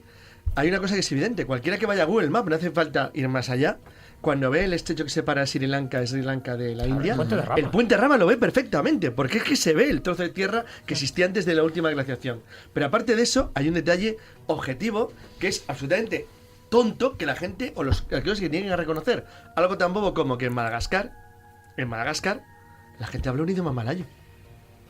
El malgache es un idioma asiático, no es un idioma africano, que no es un idioma de Mozambique, que no está enfrente, es un idioma que viene de Austronesia, es un idioma austronesio. Quiere decir que entre medias había algo, que es lo que llaman Lemuria. O eran unos navegantes del Copón, una de dos. Pero está claro que hablan un idioma austronesio. Eso es evidente, o sea, no se puede ocultar. Pero bueno, todas estas cosas ya sabes que cuando no se pueden localizar, inmediatamente se dice lo que decías antes, los arquetipos de Jung. El único problema es que como Jung supiera cómo lo utilizan sus arquetipos... Bueno, hay otra teoría muy buena. Pero hay algo más. Hay otra teoría muy buena de un griego famoso, un suizo griego, que es los extraterrestres. No, pero hay algo que va más allá del arquetipo, que es la tecnología. Es sencilla y rápida. Bueno, fíjate, se salta. Yo lo comento, es una lástima, porque me dice, no, pero es que tú Paco, estás en contra del tema de los... Yo no estoy en contra del tema de los extraterrestres, no estoy en contra, pero me da mucha pena. Quiero decir, lo he dicho alguna vez, que no podemos saltar de la A a la Z. Bueno, y el resto del abecedario, que es muy sencillo, cuando no entiendes algo, o eres incapaz de explicarlo, dices... Los alienígenas. Fueron los extraterrestres. Pero antes era Dios, pero es lo mismo. Sí. Es igual. Un detalle, porque yo creo que es muy importante, ¿no?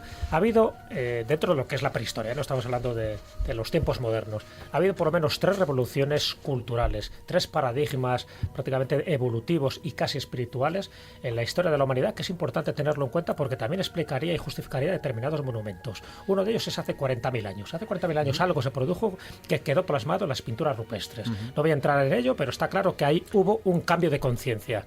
Ahí era donde quería llegar yo. ¿Cómo explicamos el misterio de que todo el arte levantino sea exactamente igual en lugares tan alejados? ¿Qué pasa? ¿Que era el mismo artista? ¿Era una escuela? Pues, algo pasó ahí, hubo un detonante. El otro fue hace 12.000 años. Esos 10.000 antes de Cristo es reiterativo, y no solo por la Atlántida, no solo por el diluvio universal, sino por miles de cosas más, incluida la Esfinge de Gizeh. Y el otro cambio, el otro paradigma es hace 5.000 años. Ese 3.000 antes de Cristo es el tiempo cero de muchas de las culturas, del Valle del Indo, de Babilonia, de Egipto y de tantas otras. Es decir, algo pasó en estos 3 periodos que luego marca ese concepto arquitectónico, esas orientaciones astronómicas y todo el concepto esotérico y misterioso que ha llegado hasta nuestros días. Las 11:28, os recuerdo el número de WhatsApp 636-689-184. Y bueno, vamos a dar un pequeño salto, aunque por supuesto hablando directamente dentro de lo que es esta arqueología imposible.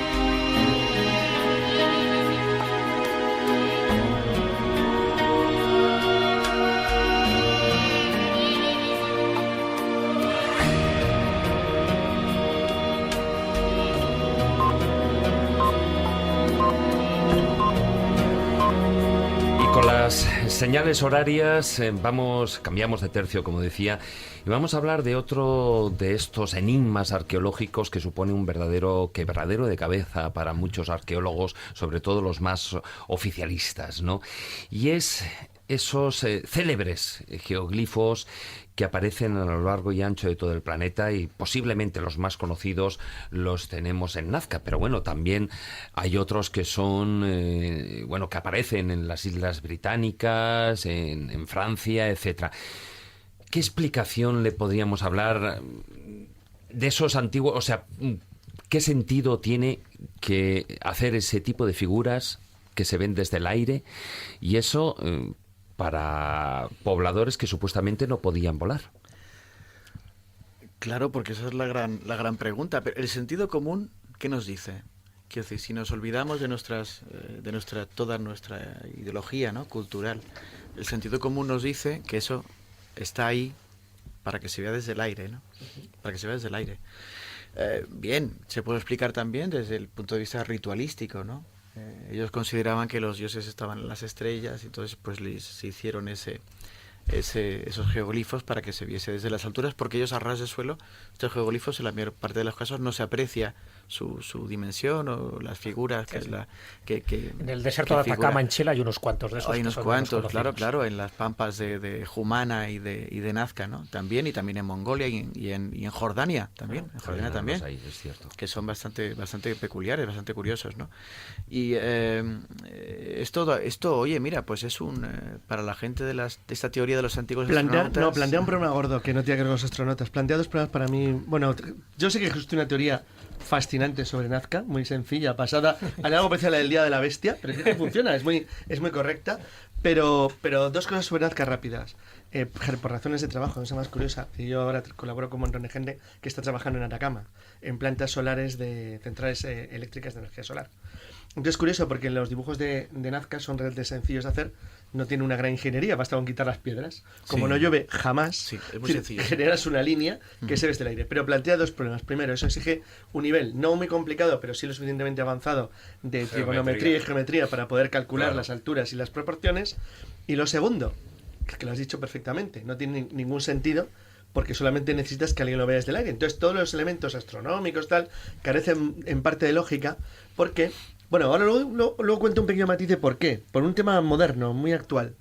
Hay un libro del que hemos hablado una vez en broma o en serio, pero que es un libro fabuloso, que se llama Abrir en caso de apocalipsis, que cuenta un montón tiene un capítulo dedicado a un tema de un futuro apocalíptico de minería urbana.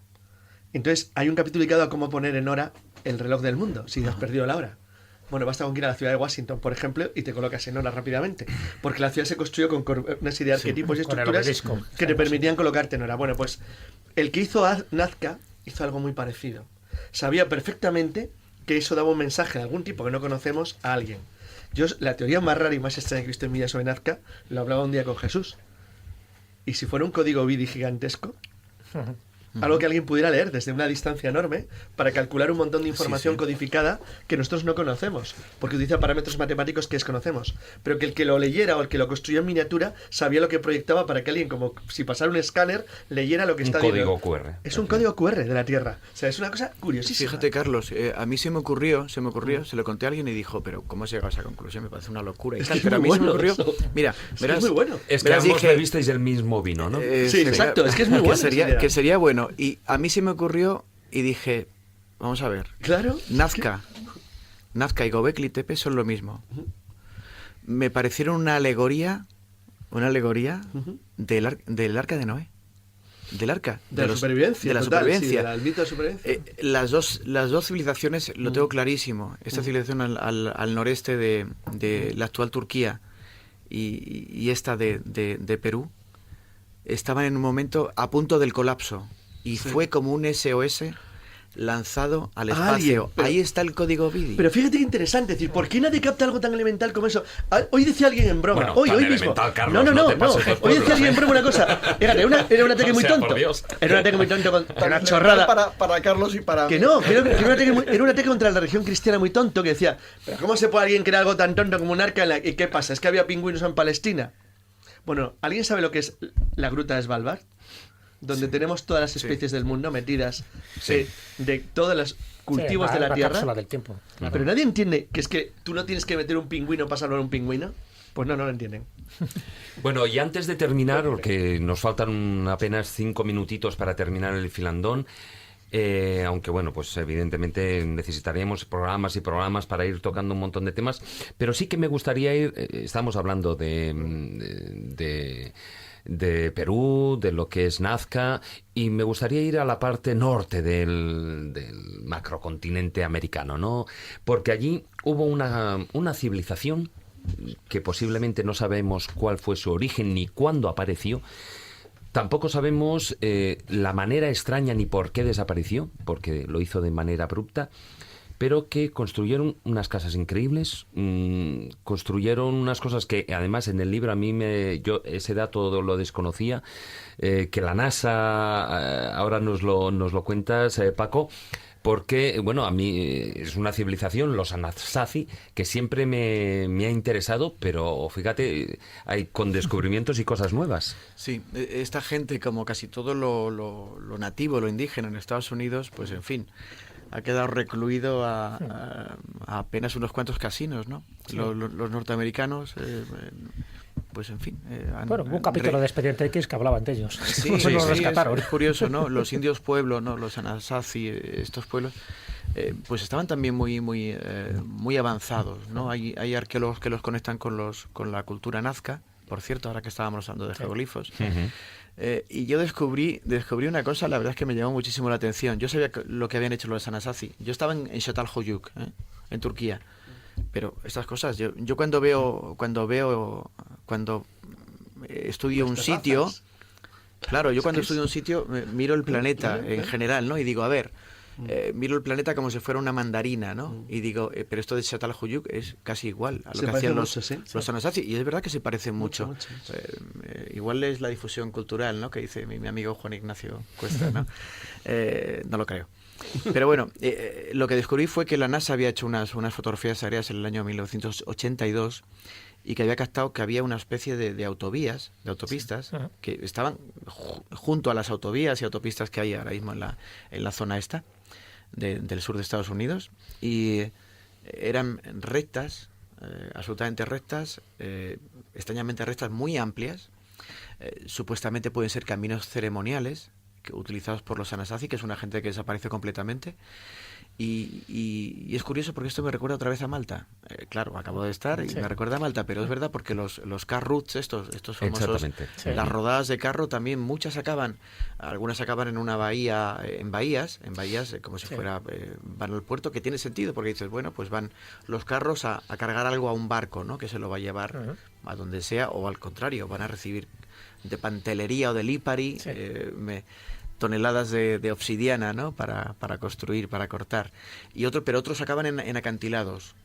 Y es muy raro que un carro acabe en un acantilado, salvo que sean carros voladores, ¿no? Eso me suena a algún libro, que lo acaban, ¿no? Son en templos, ¿no? Los templos megalíticos, con lo cual se destruye la teoría de que era para cargar material y construir esos templos. Ese es el gran enigma. Evidentemente. Y en el caso de los Anasazi ocurre igual. O sea, muchas de estas autopistas, de estos caminos ceremoniales, estas rutas ceremoniales, acaban encortados con 60 y 70 metros de caída.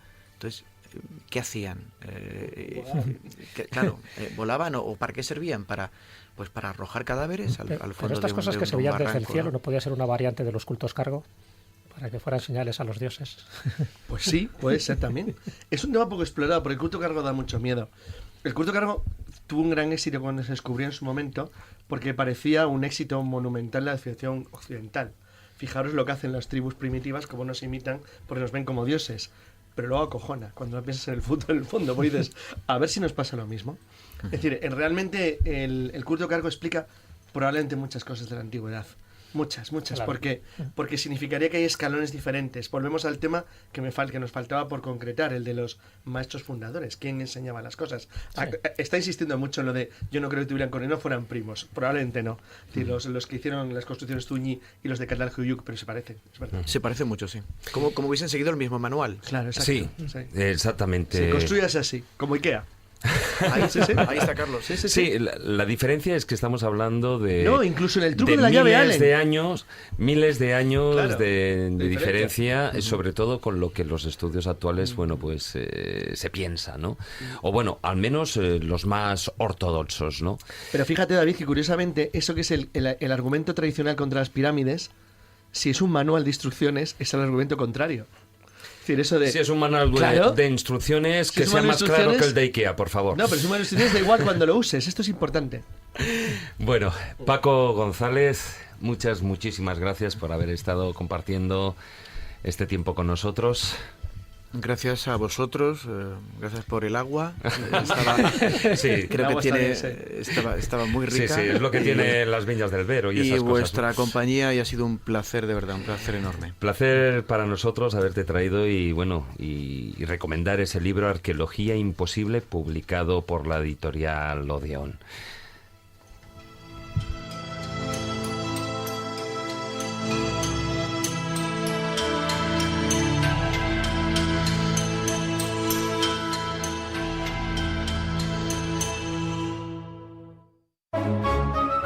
La escóbula de la brújula.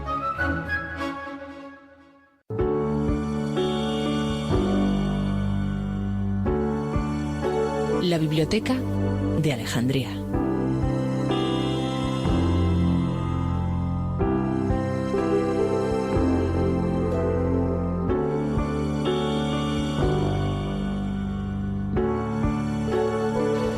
Y abrimos las puertas de nuestra biblioteca de Alejandría hoy para traer no un libro, que suele ser lo habitual y dadas las circunstancias, sino una fuente de conocimiento. Sí que esa es la parte más parecida a un libro. En esta ocasión, para hablar con Lorenzo Fernández. Hola, muy buenas noches, Lorenzo. ¿Qué tal, David? ¿Cómo estás? Hola, Lorenzo. Muy bien. Bueno, presentas esa nueva serie en Discovery Max, Enigmas de nuestra historia, una serie que consta en principio de 5 capítulos, de los cuales ayer se estrenó ya el primero. Sí, efectivamente, ayer pues eso, ¿no? Estábamos todos un poquito nerviosos, ¿no? Desde el día anterior, porque después de prácticamente 100 días de rodaje, pues el fruto del trabajo de golpe y porrazo se acelera, ¿no? Y se asoma a la pantalla, y es cuando te das cuenta de la dimensión que realmente tiene. Y bueno, pues fue un estreno, yo creo que para todos muy bueno, porque se mostró, como dijimos ya, ¿no? En días anteriores, el Grial de una forma que yo creo que hasta ahora no se había visto. El hecho de que consiguiéramos sacarlo, ¿no? De esa hornacina, por ejemplo, en la que está en la Catedral de Valencia, cuando hablamos en el caso concreto, ¿no? Del Grial del Santo Cáliz de Valencia, pues el hecho de que solo lo saquen cuando vienen los papas, para nosotros fue pues una satisfacción tremenda, ¿no? Poder estar allí delante de él, no tocarlo porque no dejan tocarlo, ni siquiera con guantes, con lo cual tienes que estar calambre. Mirando. Da calambre, eso dicen, que da calambre. Lo cogen y salen corriendo con él. Bueno, en estos 5 capítulos, bueno, lo que tú ya estabas mencionando en el capítulo que se emitió ayer, día 8, era el del Santo Grial, el que, bueno, tú has mencionado el cáliz de Valencia, también pasasteis por León, si no me equivoco, ¿no? Sí, efectivamente. ¿Cuál es el auténtico? Pues fíjate, yo creo que nos tendríamos que quedar con los dos, ¿no? Porque seguramente tanto la parte de una como la parte de otro podrían juntar un cáliz auténtico, ¿no? No vale, me van a matar, creo que el de Valencia. Por decir algo, ¿no? Es por decir algo. ¿Qué me has quedado? ¿Qué respuesta? Yo creo que sí, que en cierto modo lo que sí nos viene a certificar no solo esta investigación, evidentemente investigaciones anteriores que conocéis sobradamente y que ya se han realizado, es que por lo menos tanto uno como otro podemos ubicarlos en el contexto histórico del que supuestamente las Sagradas Escrituras Escrituras nos hablan, ¿no? Cuando nos hablan de la Última Cena. Otra cosa es que uno u otro estuvieran precisamente en la Última Cena, porque aquí ya casi entraríamos en la filosofía de la religión, ¿no? ¿Realmente existió Jesús? ¿Realmente existió una Última Cena?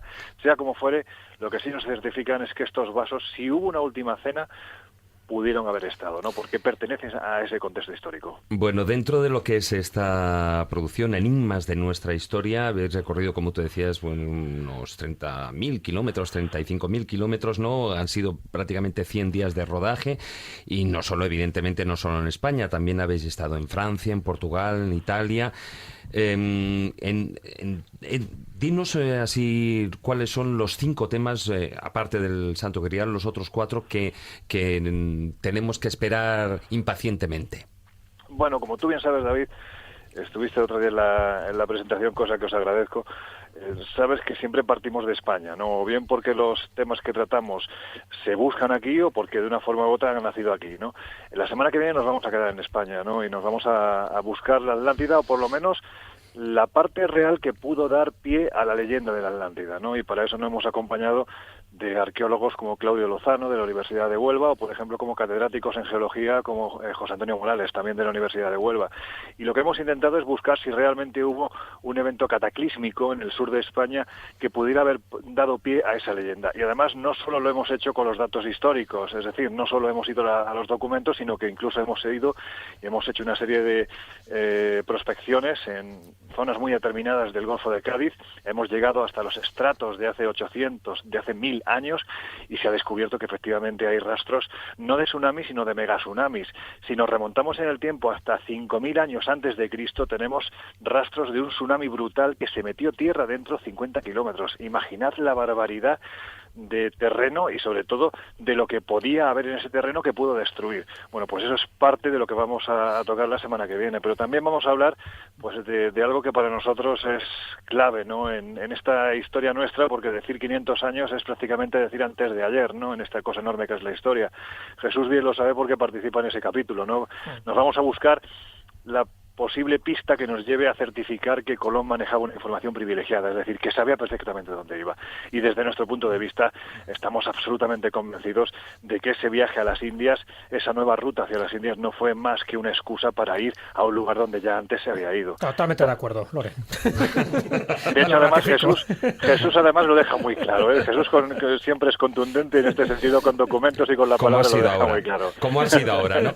Bueno, oye, por cierto, estamos hablando que ya además ya nos metemos en lo que es las Navidades. No hay descanso, ¿no? En Navidades, como se suele decir, continuáis, no como nosotros aquí en La Escóbula, que nos tomaremos unos 15 días de vacaciones. Sí, de hecho, el último capítulo se emite el Día de Reyes. O sea, fíjate, es casi un regalo, porque además vamos a hablar, el último capítulo es precisamente de una sociedad criminal que se diluye entre la leyenda, ¿no? Que hasta ahora muchos historiadores defienden que no era más que eso, ¿no? Que prácticamente una leyenda urbana, y que sin embargo nos ha llevado a certificar que posiblemente haya sido la base de la creación de grandes sociedades criminales actuales muy conocidas, como la Cosa Nostra, como la mafia, como la Camorra, ¿no? De hecho, hemos viajado hasta Nápoles para ver si realmente en los ritos de iniciación de esta sociedad, desde mediados del siglo XVIII, se hace referencia a otra sociedad que se maneja durante 4 siglos en España, que se conoce como la Garduña, y que perfectamente podría haber dado pie, una vez que se diluye, una vez que son detenidos los últimos hermanos mayores, parece ser que 3 garduñeros escapan hacia Nápoles, y a partir de ahí dan pie precisamente a la creación de estas sociedades, porque de hecho en los ritos de iniciación de estos grupos criminales se hace referencia a esos 3 hermanos que vienen de Toledo. Sí. Es decir, que de España no solo se exporta lo bueno, parece que también exportamos alguna cosa mala. También alguna cosa. Oye, y yo no sé si es casualidad, y además nos la hemos saltado, pero precisamente lo que coincide con la semana de Navidad, hay un tema, yo creo que estrella, la mesa del rey Salomón. Sí, además, fíjate, David, para los que nos manejamos en estos temas, en fin, para Carlos y Jesús, que voy a contar. Vosotros no solo lo habéis leído, lo habéis buscado, ¿no? Prácticamente. ¿Qué te vamos a contar? Pero es curioso, ¿no? Cuando hablas, ¿no?, con gente que no está metida en nuestros temas, es un tema absolutamente desconocido. Es decir, tú hablas del Grial, todo el mundo lo conoce. Hablas de la Atlántida, por supuesto, ¿no? Pero hablas de la mesa del rey Salomón y la cara de la gente es ¿eso qué es, no? Pues tienes razón, Loren, tienes que defender esto porque es el gran mito español. Totalmente. Gran mito, y tú bien sabes, Carlos, que detrás de ese mito, cuando empiezas a escarbar, hay un sustrato absolutamente real que nos llevaría a la posibilidad de que en un momento determinado, en todo ese trasiego, no solo cronológico a lo largo de los siglos, sino también geográfico, porque partiríamos de Jerusalén, pasaríamos por Roma, llegaríamos a Tolosa, terminaríamos en Toledo y quién sabe si finalmente en Jaén, ¿no? Estoy viendo a Jesús aquí con un casco espeleólogo ya. Bueno, pues la sensación que da es que efectivamente este objeto sagrado, o por lo menos parte de él, todavía hoy se podría encontrar en algún lugar de España. Además, aquí yo creo que entramos en esa parte que a mí me encanta, que es la frase que manejan los iniciados. No hay mejor forma de ocultar un objeto que ponerlo a la vista de todo el mundo. Bueno, pues vamos a ver. Exactamente, vamos a ver si se ve, ¿no?, a lo largo de este capítulo. Bueno, pues ahí tenemos Enigmas de nuestra historia, presentado por Lorenzo Fernández Bueno, ahí en Discovery Max. Y se emiten los jueves, si no me equivoco, a las 10:30 de la noche, a las 22:30. ¿No es así? Exactamente, a las 10:30 estamos ahí compitiendo con grandes producciones, humildemente y haciendo, pues eso, ¿no?, intentando hacer que la gente entienda que detrás del mito, desde nuestro punto de vista, también detrás de la leyenda, pues que siempre hay algo real, porque es la forma que tenía el hombre del pasado de contar la historia. Aportando ese granito de conocimiento, como antes mencionaba, y lo que lo hace merecedor, por supuesto, de estar en nuestra biblioteca de Alejandría. Loren, un abrazo muy fuerte. Un abrazo fuerte y gracias por acordaros de nosotros. Mucho éxito, un abrazo. Hasta pronto, chao, chao.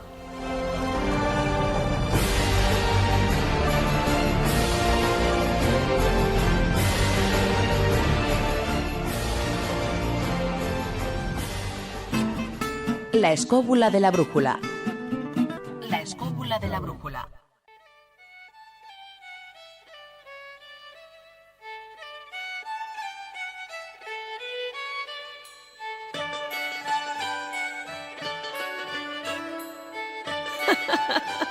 Los cuentos de Callejo.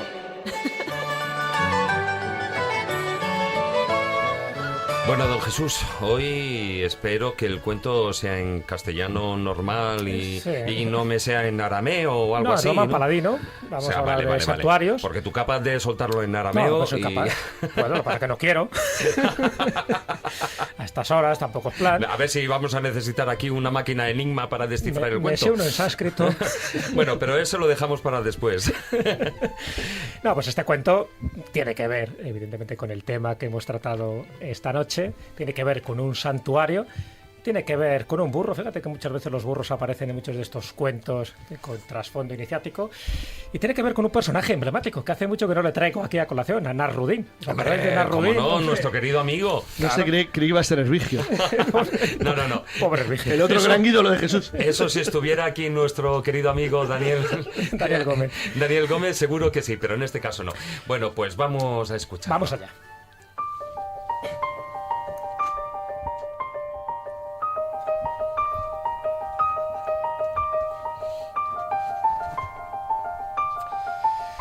Resulta que había un viejo anciano que custodiaba un santuario allá lejos, en la India, y ese santuario se había levantado sobre la tumba de un venerable santo. Os podéis imaginar que esta tumba y este santuario era objeto de peregrinaje. Iba mucha gente a ofrendar allí sus votos, sus deseos, dejar flores. El hijo, que es Nasrudin, en este caso, el hijo de este hombre que custodiaba el santuario, dice, bueno, yo ya estoy un poco cansado aquí de tanto peregrino, voy a hacer yo mi propio peregrinaje y voy a visitar lugares santos, lugares de poder, por todos aquellos lugares donde me lleve el burro. Se monta en su burro y efectivamente camina, va con el burro, pasan los días, las semanas, los meses y conoce muchísimos de estos lugares santos y sagrados. Pero ocurre lo que suele ocurrir, el burro era bastante viejo, llega un momento en que el burro se muere y entierra al burro. Pero claro, él se queda un poco desolado, dice, ¿dónde voy? Una vez que está enterrado, hace ahí un pequeño túmulo y se queda sentado un poco pensativo a ver qué hace. El problema es que pasan los días, llueve, truena y la gente pasa por allí y ve a este señor, a Nasrudin, en el túmulo y dice, oye, pues si está sentado este hombre ahí y no se va, es porque este lugar tiene que ser santo. Así que poco a poco corre la voz, corre el rumor y se van acercando allí, y ese lugar donde estaba Nasrudin meditando, medio en trance, pues van colocando ofrendas, van haciendo oraciones y bueno, sin darse el cuenta, van dejando dinero y se va agrandando aquella fama. Él se queda un poco estupefacto, nadie le pregunta quién es el que está enterrado allí, solo ve que hay afluencia y afluencia de gente y de peregrinos. Bueno, el hecho es que reúne tanto dinero que dice, bueno, vamos a construir aquí una pequeña ermita que luego se convierte en un santuario y efectivamente la gente sigue llegando. Dice, bueno, ya no voy a decir a estas alturas que el que está enterrado aquí es un burro. Así que va pasando el tiempo y él ya decide irse. Bueno, ya me vuelvo a mi casa porque aquí ya he dejado este lugar, se ha convertido en un lugar santo que la gente sigue peregrinando y él se larga. Va a su casa, le recibe su padre y le cuenta esta peripecia. Dice, oye, ¿qué ha pasado? Dice, pues fíjate, no te lo vas a creer. Mi burro se muere, le entierro y con el tiempo se ha convertido en otro santuario. Dice, no me digas. Dice, sí, para que veas qué ignorante es la gente. Dice, y nadie me ha preguntado qué es lo que estaba allí enterrado debajo de ese túmulo. Y le dice el padre, dice, ya, hijo, ya. Te voy a revelar un secreto que nunca te he dicho a ti. Este santuario, que desde hace 30 años que viene peregrinando la gente, también debajo honramos las reliquias y los huesos de mi viejo burro. Pero la gente es así y aquí sigo.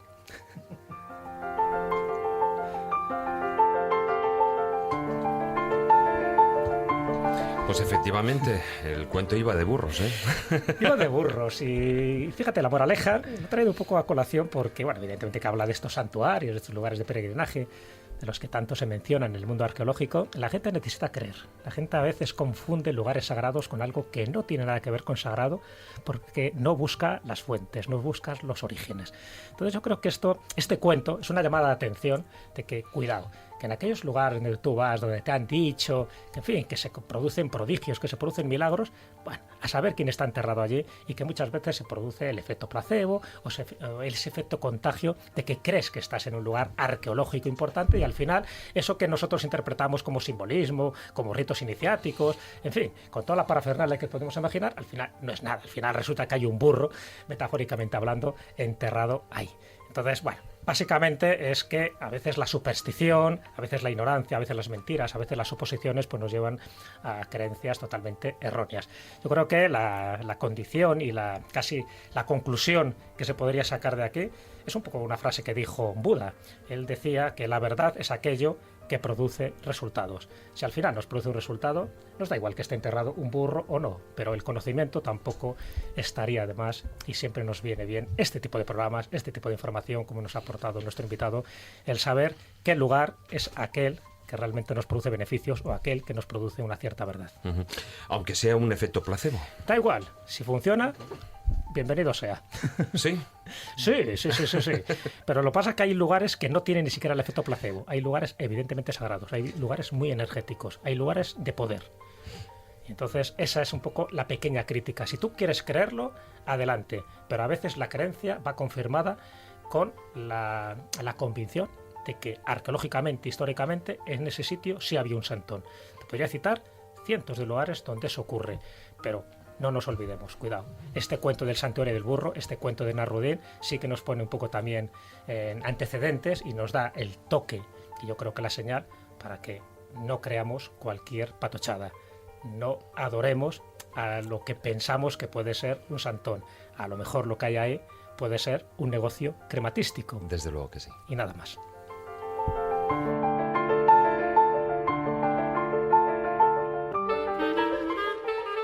La escóbula de la brújula.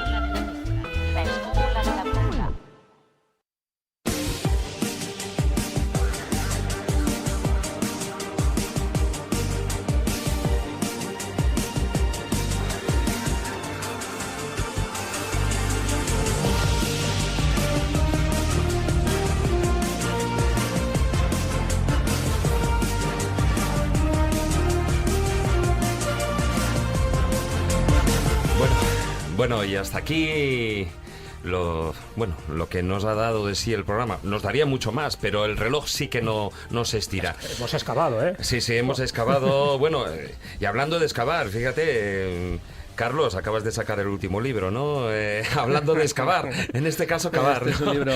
Fidel Castro, ya lo teníais ahí preparadito para salir a mágico, libro ¿no? mágico. Mira que me Juan Ignacio que colaboraba ahí como mira. Sí, te va a reportar muchos amigos. Que lo habéis publicado con la editorial Edad. Es un libro para hacer amigos, sí. Sí, ¿no? Sí, está claro. Bueno, Carlos, muy buenas noches. Gracias, nos vemos. Manuel Berrocal, muy buenas noches, caballero. Muy buenas noches. Maese, muy buenas noches. Voy a tocar mi flauta Nasazi, que suena muy bien. Bueno, ya empezamos. Tienes que dejar ahí la puntillita al final del programa. No me fastidies, hombre. Falta Nasazi. Bueno, y hoy sí, porque la semana pasada como que se medio olvidó. Donde hay confianza. Sí, exactamente. Donde hay confianza. Bueno, muy buenas noches, Jesús. Muy buenas noches, David. Hasta la próxima semana. Muy buenas noches también, Víctor, que está al otro lado de la pecera. Y para todos vosotros, queridos escobuleros, muchísimas gracias por haber estado con nosotros, acompañándonos una semana más. Solo me queda, bueno, pues como hago siempre, recordaros nuestra página web, laescobula.com, y nuestra presencia en las redes sociales, en Facebook, nuestra página oficial La Escóbula de la Brújula, y en Twitter nuestro perfil es @escobuleros. Muy buenas noches, amigos. Tratad de ser felices e ilustraos. Hasta la próxima semana.